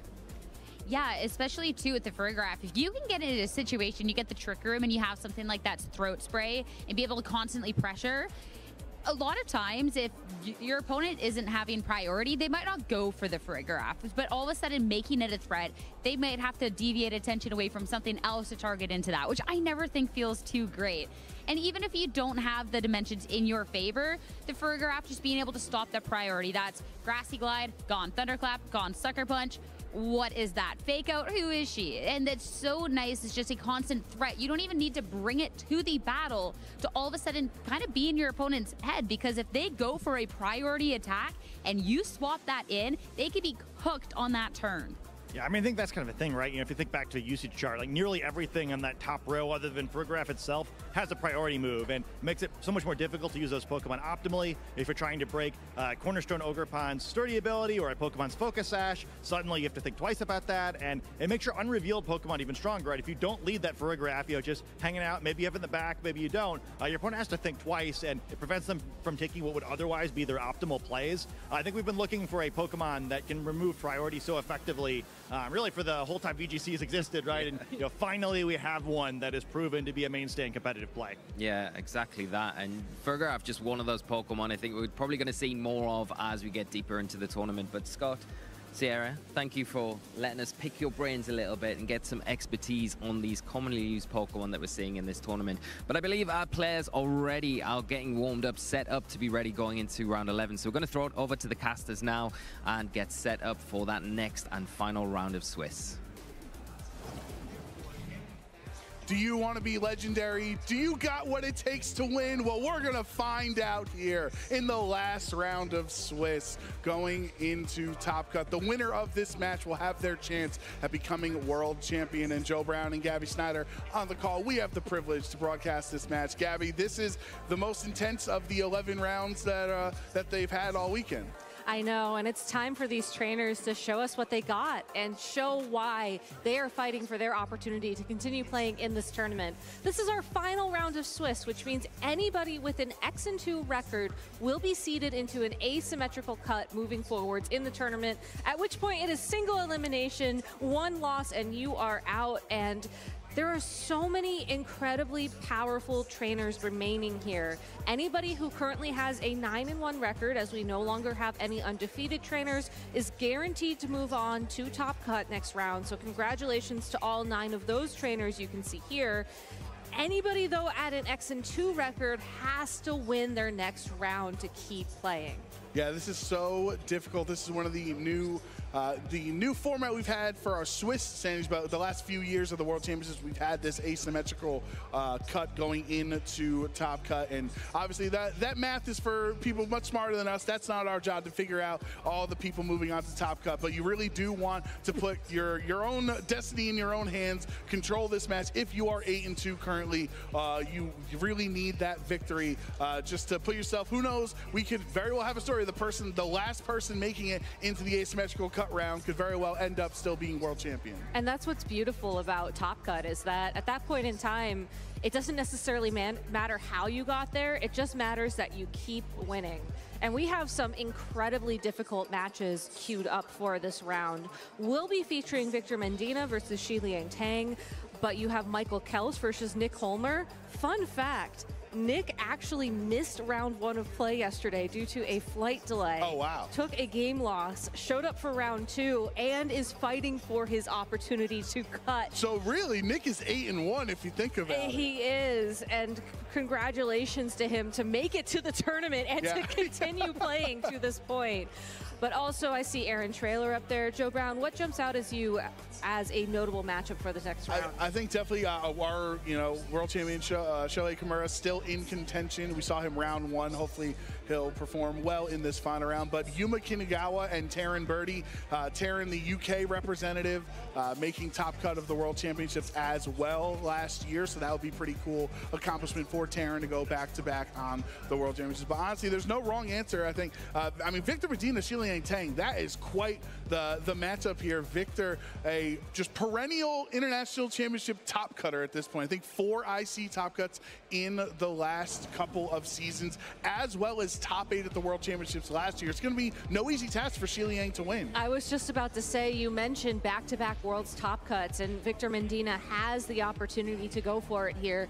Will have to beat the Hartford Regional Champion from 2013, 2023, an area close to our neck of the woods, but what an interesting matchup we have.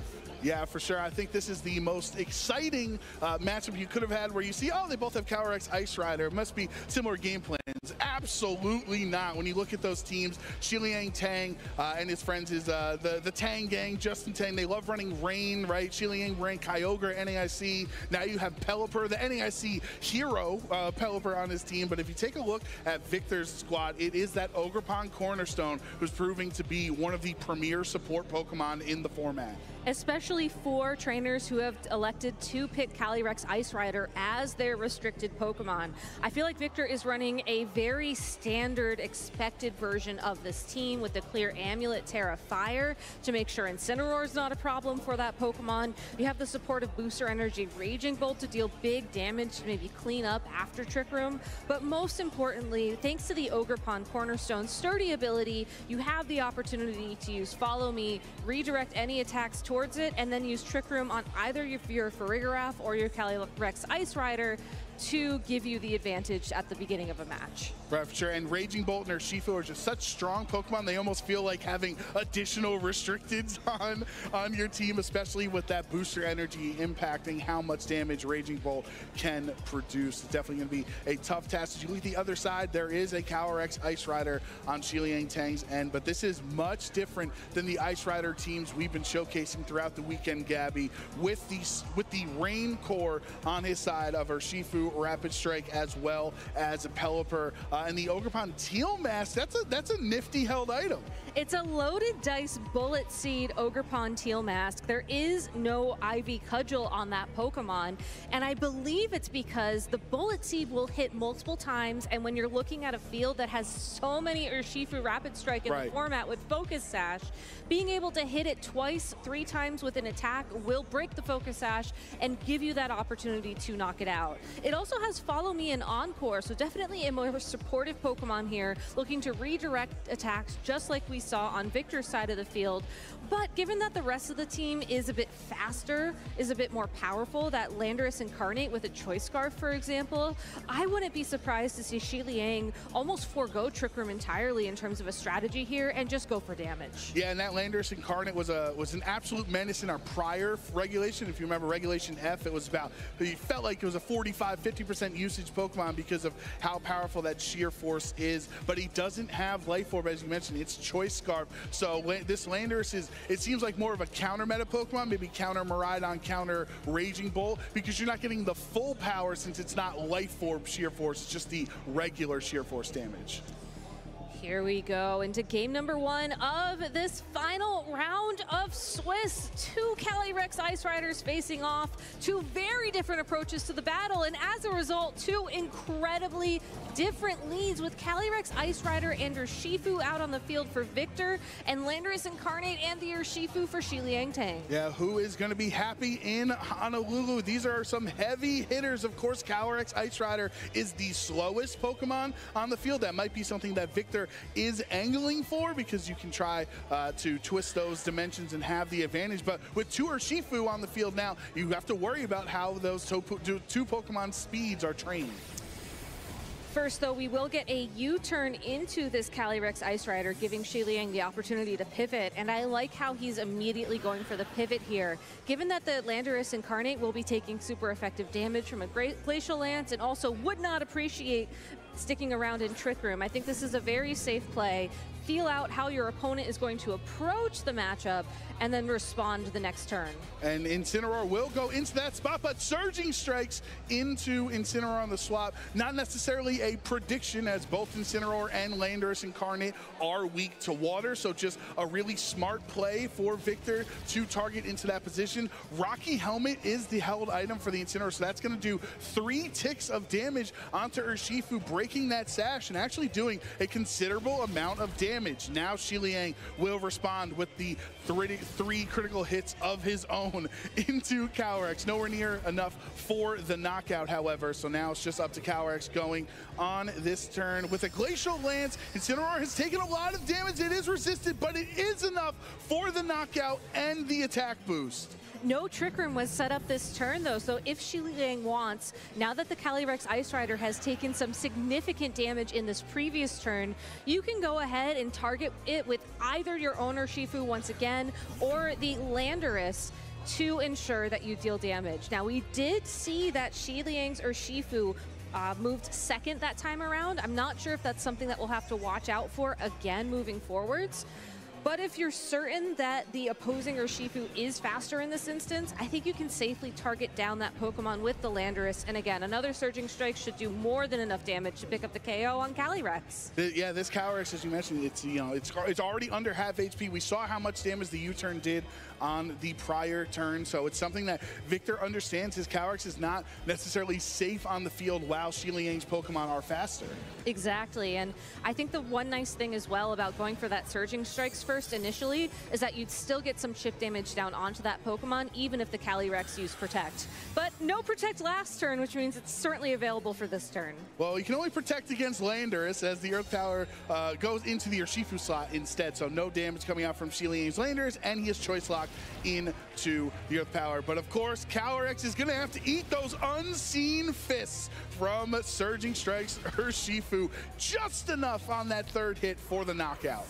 So it looked like it was indeed the U-turn that made all the difference in that previous turn. So good notes for Victor to consider when we're talking about game number 2 in this set. Because given that lead, I think that the Calyrex was hoping to get Trick Room up a little bit sooner on in this matchup.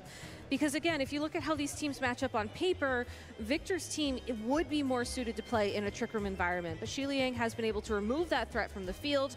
It did cost him the Incineroar, but I do think that the Incineroar's best positioning in this matchup is to face off against that Calyrex. That was a great trade for Xiliang. And now you just have to get some damage on the field, maybe break the Ogerpon's sturdy ability so you can get KO there, and then see what Victor brought into the last slot. Yeah, that Ogerpon's going to be really crucial here in game 1 for Victor as its support with Follow Me being able to redirect attacks away from his own Urshifu. But now it's time to lock in the terrestrialization turn or game 1 for Victor. That's Terra Water going to be doing way more damage now with your Surging Strikes, and you have that comfort of knowing because Ogerpon can redirect the attacks away that your Urshifu is not worried about getting KO'd. Earth Power is a neutral hit into Ogerpon, but he does take that pretty well, and of course you have Sturdy as the ability anyway, so no threat of being knocked out. But there's the Terra Water boosted Surging Strikes into the Landorus, and it's going to be a KO. That was more than a one-hit KO technically, but still enough damage to remove that Pokemon from the field. So great use of Follow Me from Victor there. Will trade the Ogerpon for the opposing Landorus, but once again, we saw that opposing Urshifu on Victor's side of the field move first. So really, assuming that Xiliang doesn't have another speedy Pokemon in the back, maybe his own Ogerpon, you've put yourself in a great position to clean up this game number 1. And Raging Bolt will swap onto the field for Victor as both of these trainers are down to their 2 final Pokemon in game 1. It's Xiliang's restricted Calyrex Ice Rider coming in. Xiliang's Urshifu cannot get out of this electric weakness on the other side because it is a stellar Terra. So if Raging Bolt goes for any attacks into that slot, it will be super effective. You do mention terrestrialization though. Raging Bolt cannot terrestrialize away from its weakness to Glacial Lance. And as of right now, the Calyrex Ice Rider on Xiliang's side of the field is at full health and will continue to be at full health. I think all Xiliang needs is the opportunity to get some damage down on that Pokemon. Xiliang also protecting in front of an Urshifu. We've seen it 2 times now in this first game. The Unseen Fist ability putting in so much work for both of these trainers, bringing Xiliang's Pokemon down to half HP. Here's the close combat into Victor's Urshifu, and that will be enough for the knockout. Absolutely trade those defense drops to get rid of Victor's Urshifu. Now it's all down to the Raging Bolt in a 1v2 scenario against Xiliang's Pokemon. Winning this game is going to be so crucial. Draco Meteor only 90% accurate, but it goes into Protect anyway, not mattering. I know, you were gearing yourself up for it too. I was ready for the Draco into, yeah, it's the Urshifu there, yeah. I know, I feel like my heart always skips a beat when it's like, okay, where did Draco target? Yeah, and does that mean that it's not going to attack? No, that was a really great turn there from Xiliang, and now we do get to see the reveal of the Stellar Terrestrialization as well on his Urshifu, and I love the Stellar Terrestrialization adaptation that many trainers made coming into this tournament, because in situations like this, yes, you only can boost every attack type once per game. Oh! This is where it counts. That did so much damage. Essentially an adaptability boost onto that close combat, doing massive amounts of damage. Draco Meteor will respond with the KO into Xiliang's end. So you do have a -2 special attack. Raging Bolt with the worries of speed tiers, but of course, Xiliang's Urshifu is faster anyway and has his own priority. Aqua Jet more than enough to handle these 10 hit points, and Xiliang's gonna win game 1.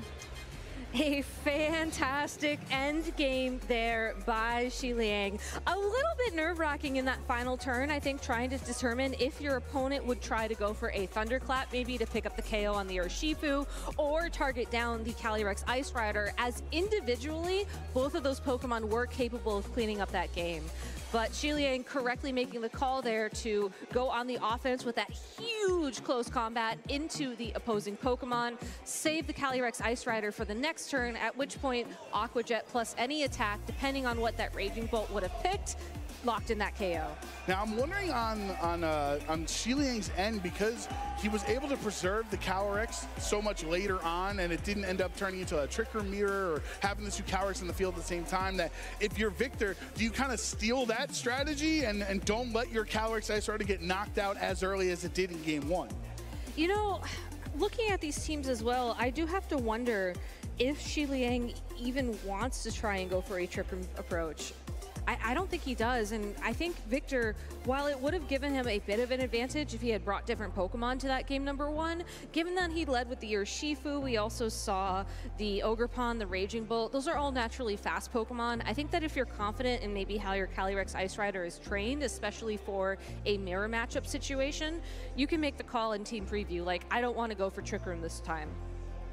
That all being said, I do know that some trainers preparing for the World Championships were actually looking at running more neutral speed Calyrex Ice Rider or even invested speed Calyrex Ice Rider, specifically for situations like this. And given how quickly we're jumping into game number 2 here, I think both these trainers have their game plans ready to go. All right, well, Victor's hopes of making top cut here in Honolulu are on the line as he is down a game to Xiliang Tang here in round 11. Xiliang with the lead of Incineroar or Shifu. This time, Incineroar can't take a bunch of damage on the swap in because it's already on the field. It is already on the field, but that does mean it is also immediately threatened by the presence of the opposing Urshifu.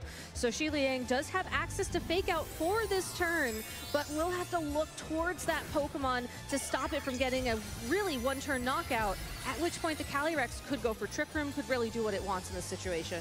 Victor going for the Terra straight up on turn 1. Waited a couple of turns the last game to, you know, kind of see the situations. But here's the Terra Water Surging Strikes right into that Incineroar. You know, there's no Citrus Berry. It's the Rocky Helmet on this time. So Xiliang, is he willing to trade these 3 ticks of damage from Rocky Helmet to lose the Incineroar? Remember, no Fake Out on that turn either. Technically, the 3-hit, 1-hit KO, however you want to determine it. Always a fun discussion. But regardless, it leads to Incineroar getting knocked out on turn 1 without really doing anything beneficial for the Xiliang. Now Urshifu's going to respond with his own Surging Strikes. The big question here, though, is what strategy is Victor going to take moving forwards with this Calyrex, as the Incineroar was one of Xiliang's best answers to this Pokemon in game number 1. Going into this game number 2, we see a single target Glacial Lance. Doesn't do a lot of damage to that opposing Urshifu, but Victor once again indicating that he is confident foregoing Trick Room on a turn that otherwise would have been a very easy opportunity for him to go for that. That's right, Gabby. 2 game 1s or turn 1s in a row has not clicked the Trick Room, instead going for the Glacial Lance. Now Choice Scarf Landorus Incarnate comes onto the field. Can only lock into one thing. Do you try to prioritize the U-turn damage? We saw how much it did to Calyrex last time around, but at the same time, that Urshifu's looking mighty juicy at half HP. That could be a pretty good target for this Choice Scarf Landers to go into.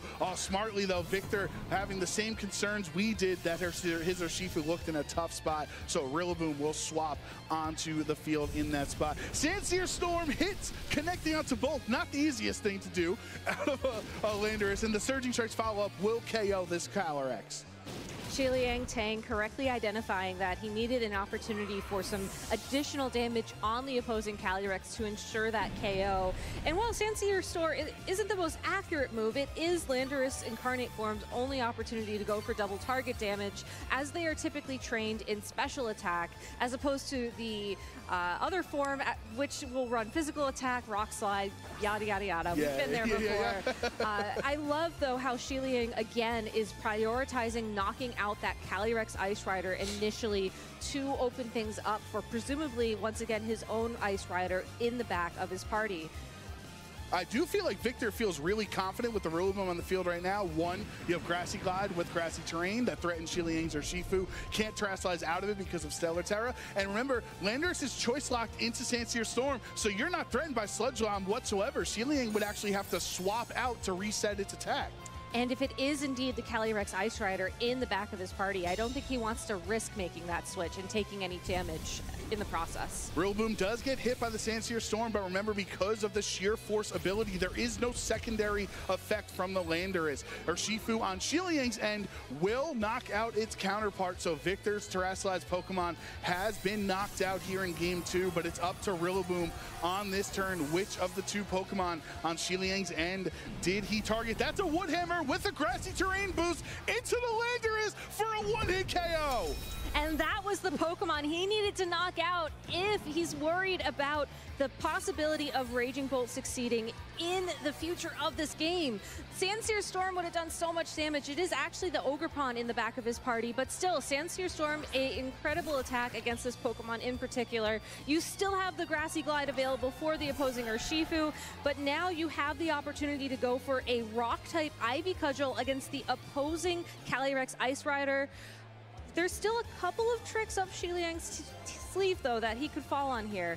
One thing in particular, we have not seen Shiliang terrestrialize yet, and this Calyrex Ice Rider is actually Terra Normal. If you were running the standard Terra Fire Calyrex Ice Rider in this position, you'd still be taking super effective damage from that Ogerpon, but you can at least reduce things to a neutral hit, which will open things up a little bit more, but still, Victor has found an out here to chase to bring us to a Game 3. Yeah, I think that Terra Normal here we're going to see from Shiliang can be crucial because it was set as a Calyrex Shadow Rider counter, but really it's benefiting Shiliang right now against Victor's team, making those hits neutral instead of super effective. Aqua Jet doesn't do too much damage to the Ogerpon, but the Power Whip into Calyrex brings it down under half HP. Both of these grass types are taking advantage of the grassy terrain, and that's another KO for Rillaboom. Victor, following what Shiliang did earlier on in this game, double targeting the opposing Calyrex and opening up the door for him to stay in this competition. Two grass types against an Urshifu. Even if it could use its stellar terrestrialization, it does not have enough damage to take down these two Pokemon. Yeah, that is the absolutely crucial play of this game, was Rillaboom one-hitting Landorus, because once Sludge Bomb is out of the game, you don't have to worry about threatening Rillaboom anymore. You can stay here and use those Grassy Terrain boosted Wood Hammers, and at any point now it's just your Urshifu. You can even click Grassy Glide if you want. You still have to be a little bit careful here with how you approach things just to be safe. However, Victor will indeed win that match thanks to the forfeit from Shiliang Tang. And we're getting a game number 3 in this final round of Swiss at the World Championships. That's all we can ask for, Gabby. Honestly, Game 3s are so intense. I can't even imagine what's going through. Their hearts must be pounding on stage. I'm nervous just watching. Well, especially since the matchup is so close. Just like you said, it was the Wood Hammer into that Landorus Incarnate that gave Victor Mendina the opportunity to fight back.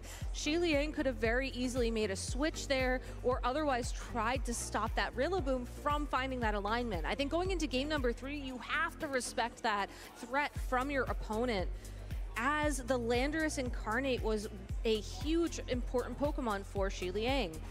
I don't think you necessarily can comfortably lock into Sandseer Storm, especially knowing that your opponent had 2 Grass-type Pokemon in the back. So going into this game number 3, I'm really curious if we're going to see Shiliang try and preserve that Landorus so that Sludge Bomb is available when you need it. Yeah, I think Landorus Incarnate is in such a difficult position because it is absolutely crucial to Shiliang's success in this set. And the issue is if it goes down, you're kind of losing a lot of the checks into Victor's team. There is the chance Ogerpon Teal Mask doesn't mind taking grass attacks, right? It takes it better than Landorus as a grass-type Pokemon. So we'll see if there are any adjustments in this crucial Game 3, winning in for top cut of the World Championships. Urshifu Rillaboom for Victor, and Incineroar Urshifu for Shiliang.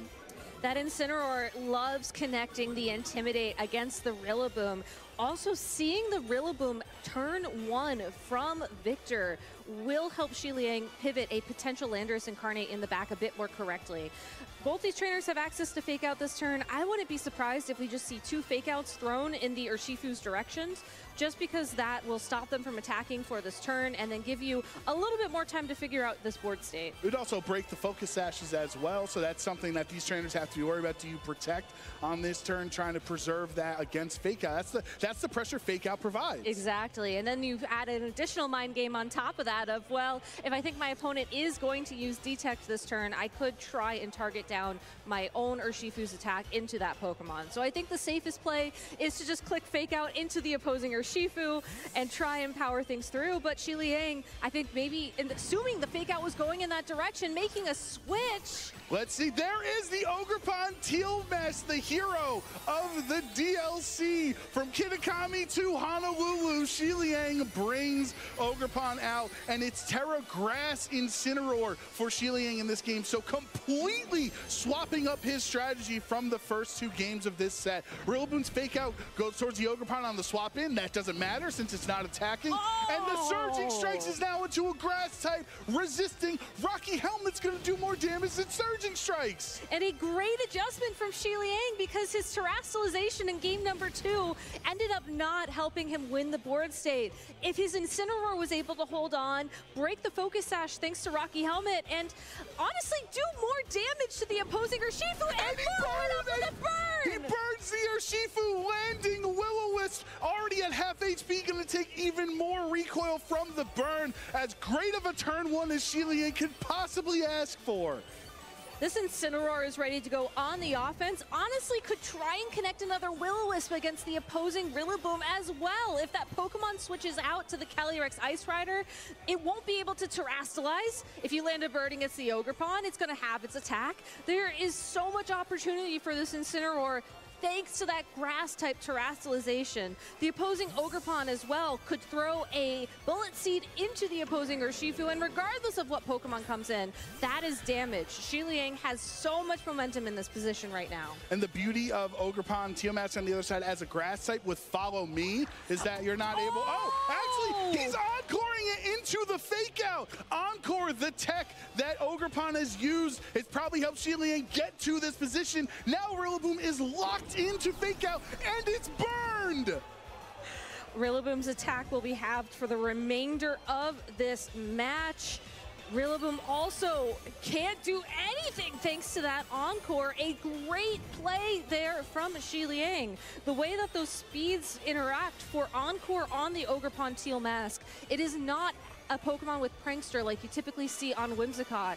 So you'd have to predict that your opponent is not going to go for Grassy Glide, a priority attack, at which point you would lock them into that move. Now, mind you, not the worst move to lock a Pokemon into in this board state, but still, the fact that it was Fake Out that got encored is such a punishing move in Shi Liang's favor. Right, because that essentially means Rillaboom is useless. It is forced to swap out on Victor's end. This is information Shi Liang can take advantage of. You know there's only one potential attack coming from Victor's end of the board this turn, but it's time to Terastallize in game 3, and Victor bringing his restricted. It's going to be Calyrex Ice Rider, the most important Pokemon turning into a fire type. There still is that water-type Rapid Striker Shifu in the back of Shi Liang's party, though. So while this Calyrex may have escaped not only just a parting shot thanks to the clear amulet, but the threat of Will-O-Wisp as well, this is the perfect opportunity for Shi Liang to send in a Pokemon that can deal that super effective damage. Yeah, he does have. We do see that is revealed now that Shi Liang has revealed all 4 Pokemon, that the Landorus was not brought in this battle. It was the Ogerpon Teal Mask replacing it for the crew. Glacial Lance will connect onto both, breaking the Focus Sash, not doing too much damage to the opposing Calyrex on the other end. But Ogerpon Cornerstone, crucially, still has its sturdy intact and can follow me away the attacks away from this Urshifu that would be threatening Calyrex. It's a tough prediction to make here. I do think that there's benefit for going on the offense with Victor with both of these Pokemon because you know the opposing Urshifu would be faster than your Calyrex. That's right, Rocket Your Ogerpon is faster too. Effective critical hit, Ivy Cudgel. 2 different underrepresented Ogerpon forms are taking over the stage right now here in round 11. Surging Strikes from the Urshifu is super effective, but Calyrex is just so bulky it's able to endure those 3 hits. That critical hit on the Ivy Cudgel was huge as well because we saw that Ogerpon take an attack drop from the parting shot earlier. Calyrex was forced to go for a high horsepower just to get a little bit more damage down on that opposing Urshifu, but we've seen how the speeds interact. We know that the Ogerpon Cornerstone on Victor's side of the field would be faster. you do have to worry about fake out here now it doesn't get faked out. from the Incineroar, but I do think that Victor can simply go for a Protect and a Spiky Shield this turn if fake out is what you're worried about. You cannot risk switching in your own Ogerpon in this position just because the Calyrex Ice Rider is still on the field and is still able to use Glacial Lance, at least until your Urshifu knocks it out. And Xiling has such a strong defensive core. Instead of the Rillaboom being with his buddies Urshifu and Incineroar, it's the Ogerpon as the grass type of choice. Victor's 2 Pokemon in the back are both burned and physical attackers, so a lot of his damage output has been hindered. It has, but these Pokemon as well, switching in, he didn't have to use Protect. That's right, Will-O-Wisp is going to go into the Rillaboom, who is already burned, but trying to play supportive with this Terra Grass Incineroar. Don't want to go for any damaging moves, just try potentially burn the rest of the team down. Even though the Rillaboom is burned on the opposing side of the field, it can still go for Fake Out. It is still a useful Pokemon for Victor in this situation. So by switching both these Pokemon in the previous turn, you don't have to worry about Will-O-Wisp, you don't have to worry about being flinched, and you buy yourself more time, as Victor still has the Pokemon advantage in this matchup. Right, especially important considering how those first couple of turns went in Xiliang's favor here. Urshifu will detect, keeping itself safe from an attack from Rillaboom, but not from Urshifu. Unseen Fist does not finish the job. Xiliang is still going to hang on in the red with his Urshifu. There's the Rillaboom, but it goes into the Protect, so smart play from Xiliang, not allowing Rillaboom to swap out and reset that grassy terrain. Insult to injury as I stop your U-turn, but Party Shot lets Incineroar swap out for free. That Urshifu on Xiliang's side of the field, though, is very low in health to the point where an attack from either of Victor's 2 Pokemon would do enough damage to knock it out. And Xiliang's win condition right now is keeping that Urshifu around for the return of the Terrifier Calyrex in the back of Victor's party. Xiliang switching in the Ogerpon Teal Mask in this board position does mean that he can then switch in the Incineroar again for that Urshifu. But Victor can easily punish that play. You just double into that Ogerpon, maybe you double into the Incineroar, depending on what moves you want to target. Yes, you do have to worry about the burn modification on the damage on the field, but 2 attacks from these Pokemon is still going to put Xiliang's Pokemon closer to knockout range from the Glacial Lance, which is really Victor's winning condition for this game. At a certain point, Xiliang, even if he is statted, given the stats conditions to his opponent, he's running out of health on the 3 Pokemon that are still on his side and available to him. Of course, the Incineroar is still very healthy, but that Urshifu was not long for the match. There's the Aqua Jet, so a perfect swap in, bringing the grass type, even with a critical hit, hardly doing any damage there and taking even more back. There's the Bullet Seed we talked about in team preview. It's not going into an Urshifu, but let's see how many hits you can get with a loaded dice Bullet Seed into Rillaboom. I mean, that's 3 hits. That's and 4 is guaranteed, so it's always 4 or 5 hits. Oh, and then the Ogerpon doesn't come through with the 5th hit. Finally, Rillaboom is able to swap out with its U-turn. Still, though, that was a very significant amount of damage onto that Rillaboom at the end of the day. Yes, those are resisted hits, but still, overall, down to about half its health. The only Pokemon with full health on Victor's side of the field will be his Ogerpon Cornerstone, which critically still also has that sturdy ability in play. While Calyrex is very tempting to send in on this board position, you're staring down 2 Grass-type Pokemon. I don't think you can take that risk, as a Bullet Seed with 4 hits plus a knockoff certainly would do enough damage to pick up that KO. And if you leave that Urshifu just unattended on the opposing side of the field, I'm not sure it's going to be able to do much either. So really, all Xiliang has to do in this board position is focus down on that Calyrex Ice Rider. Sure, maybe you wait a turn here. Maybe Victor's probably going to go for Protect on that Calyrex Ice Rider to buy himself 1 more turn. But there's really nothing that's going to stop your 2 Pokemon, barring a critical hit. And even then, they just have so much health. Yeah, there's a lot of health on the other side, and even if Victor's Pokemon, their hit points are going lower, you'd argue the one Pokemon you want to stay at full HP is Ogerpon Cornerstone, so you have access to the sturdy that you were talking about, Gabby. On this turn, though, Victor crucially will protect himself from the Fake Out. Fake Out goes into the Calyrex, so now it's going to be up to the Ogerpon, who is faster than Urshifu, clicking a Follow Me to redirect the attacks away. Will be close combat onto the Ogerpon. How well does he take it? That's a critical hit. The crit, it brings Ogerpon down to half. That's not what Xiliang wanted to see. One more turn of burn damage as well ensures that this Urshifu will be KO'd at the end of this turn if Victor keeps it on the field. And honestly, seeing that you already rolled a critical hit on that close combat, you might as well go for it again.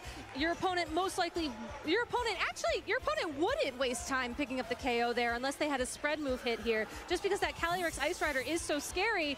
But remember, with the pressure of Encore on the field as well, this switch is such a safe play from Victor. And it's also crucial for Rillaboom to swap on to reactivate grassy terrain, since the burn would have knocked out Urshifu if he didn't. There's a close combat, no crit means no KO. Xiliang gets to keep his Ogerpon on the field, -2 into its defenses. The Bullet Seed goes into the Rillaboom yet again, so not getting too much value. It adds up over time, especially when you get some nice critical hits to boot, but that's 3 hits of the Bullet Seed. This is the 4th. That's the guaranteed. Can he get the 5th one? No, 2 times loaded dice has come up short, but the knockoff follow-up will be more than enough to take out Rillaboom.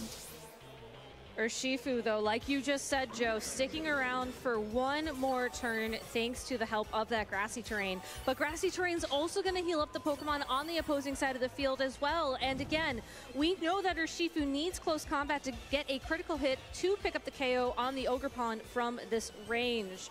Victor is down to his final 3 Pokemon with that Ogerpon Cornerstone, still the only Pokemon on his side of the field at full health. And with Follow Me, it would redirect the attacks away, meaning this low health Urshifu with all the defense trapped can continue to go for these critical hits because the grassy terrain activates before the burn damage kicks in.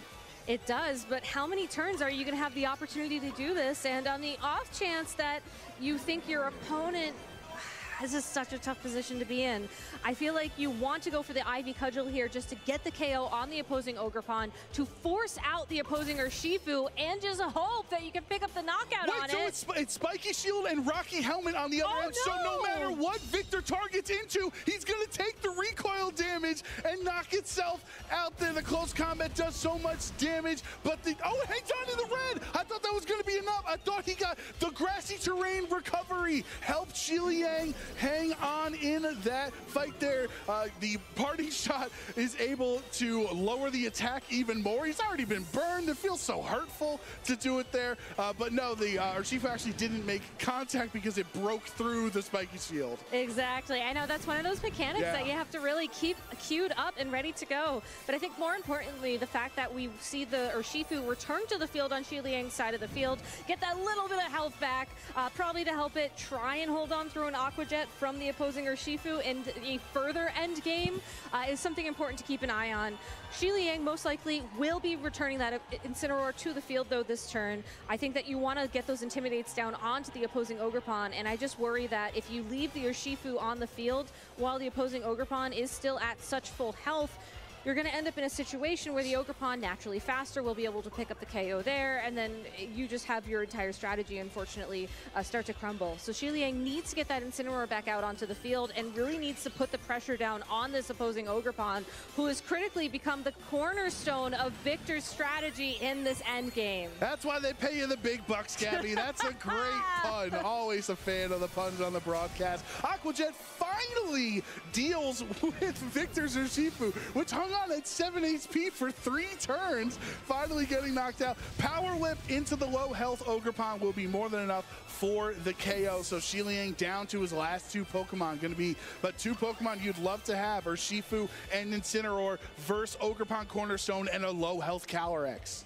Sturdy is still active on this Ogerpon Cornerstone, and Incineroar returning to the field will intimidate that Pokemon though, and also bring back with it the threat of Fake Out. While this Cornerstone Ogerpon could go for a Follow Me redirection here to ensure that the Calyrex gets the opportunity to attack, you do have to wonder how many Glacial Lances will it take to pick up the KO on the opposing Incineroar. Yes, the Urshifu will be KO'd in 1 hit, but Calyrex, with such low health, the fact that its Clear Amulet is still held on does mean that Knockoff should do enough damage to pick up the KO there. So Xiliang really needs to find the opportunity to focus in on this opposing Ogerpon. Doesn't have to worry as much about the threat of a Spiky Shield here, but still, Everything comes down to this turn. Let's see what Xiliang can do. The fake out goes into Ogerpon Cornerstone's spiky shield, so going to be a little bit of a taste of your own medicine from the Rocky Helmet, right? Incineroar's going to take a little bit of recoil damage. Yep. Surging strikes from Urshifu takes out the Calyrex. And now that the Calyrex has been knocked out, this Urshifu is free to focus in on the Cornerstone Ogerpon, will be dealing neutral damage to this Grass Rock type Pokemon, but still the combination of that Urshifu, of the Incineroar at so much health, is giving Xiliang the motivation he needs to find his way into the finals. Xiliang goes for the detect on this turn, wants to see what Victor's up to. The power-up goes into that slot, so Xiliang calls it correctly. Now it's up to the Incineroar going for Will-O-Wisp, landing another one. All three of his Will-O-Wisps connecting on this Game 3, crucial. It's a good insurance, though, to have. You're able to lower the attack of this Ogerpon Cornerstone as much as possible, while you do still have to worry about that Power Whip dealing damage to the opposing Urshifu. It's not necessarily that Pokemon that you're trying to protect from that burn. You're trying to give this Incineroar enough time to ensure that regardless of how much damage this Aqua Jet does to the Ogerpon, Incineroar is able to beat Ogerpon in the end game. Power Whip super effective, taking out Urshifu, so now it's one-on-one. This Terra Grass Incineroar that Xiliang broke out on turn 1 of Game 3 is potentially the way he can win this. There's 3 minutes left. There's no shot this match is going to last 3 minutes with just 2 Pokemon left. A spiky shield here is a good play from this Ogerpon to see what Xiliang's going to lock into, but critically will be dealing a bit of chip damage thanks to the spiky shield recoil. And critically, the Ogerpon's been parted shot, it's been burned, but there's so many chances for Ogerpon to try to come back in this game. A double spiky shield means that Xiliang has now taken 2 more turns of recoil from these hits on Incineroar. It's put him lower, and all you need is a crit.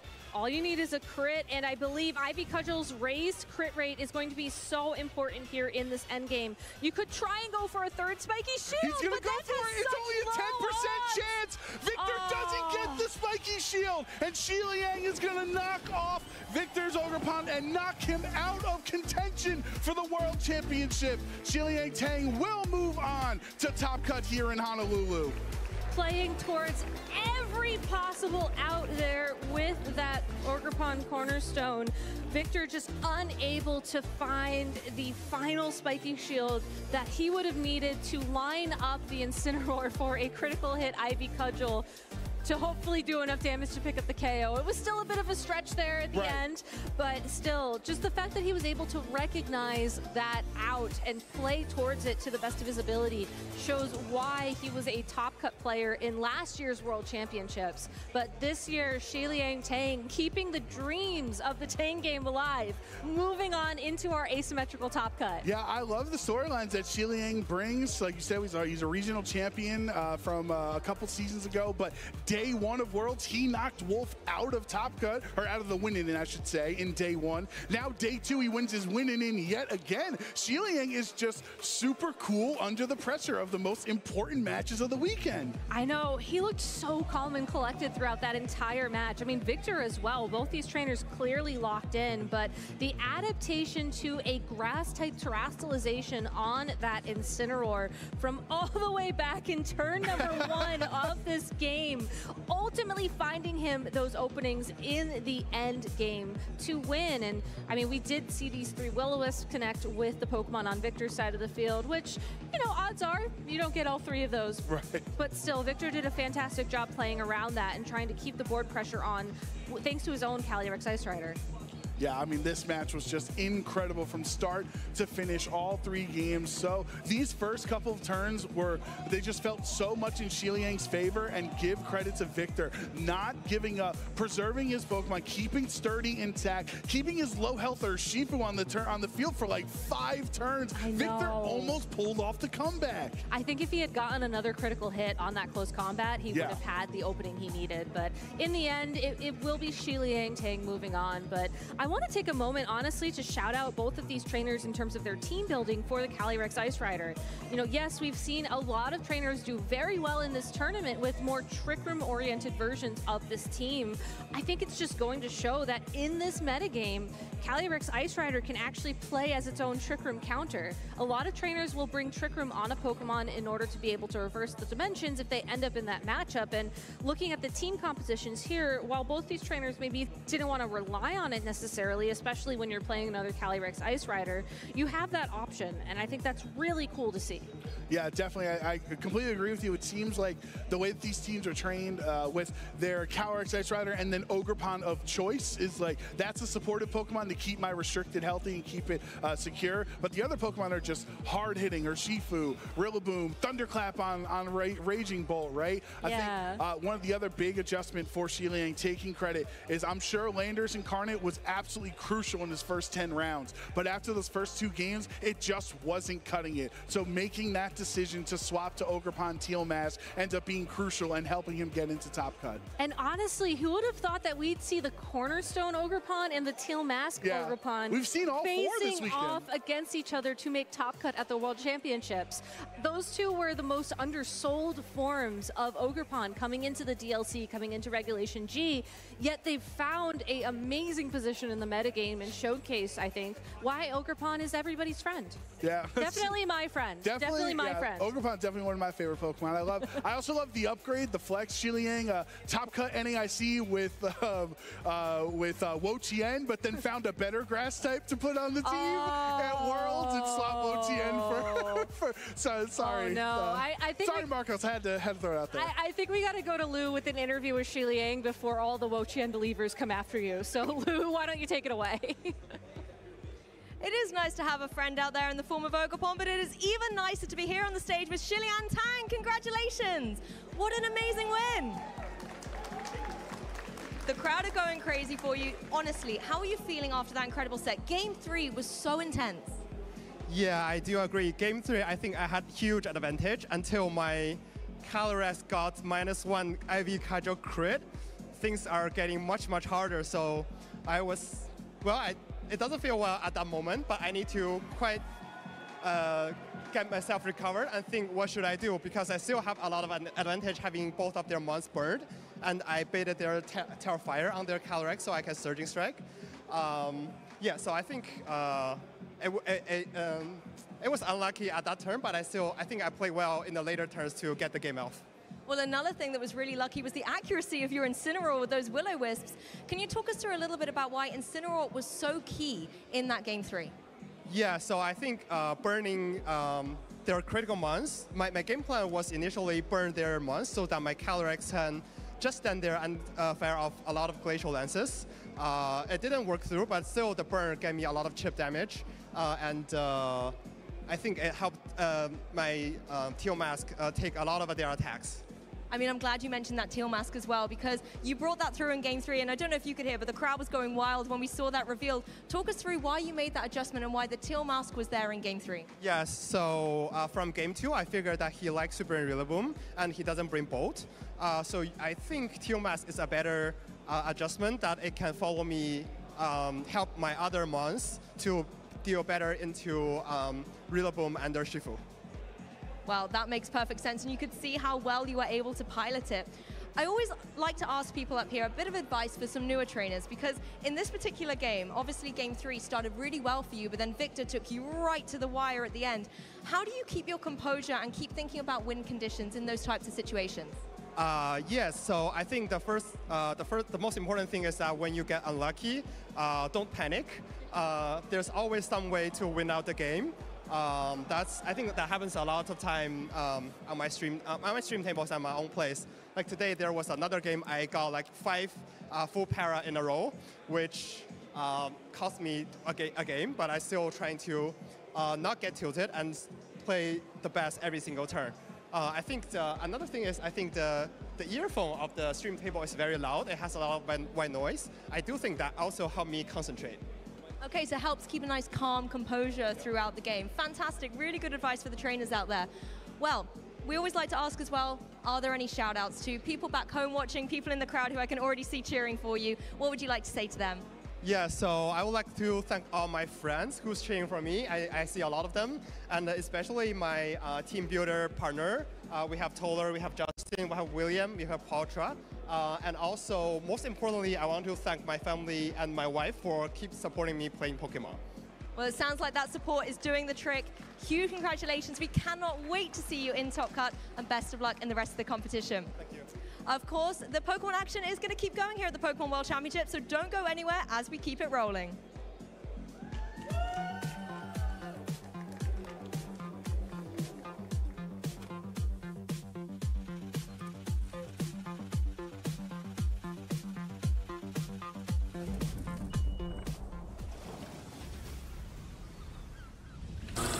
Hey Pokemon trainers, welcome to Pokemon Championships History, a series where we showcase important matches throughout the history of competitive Pokemon.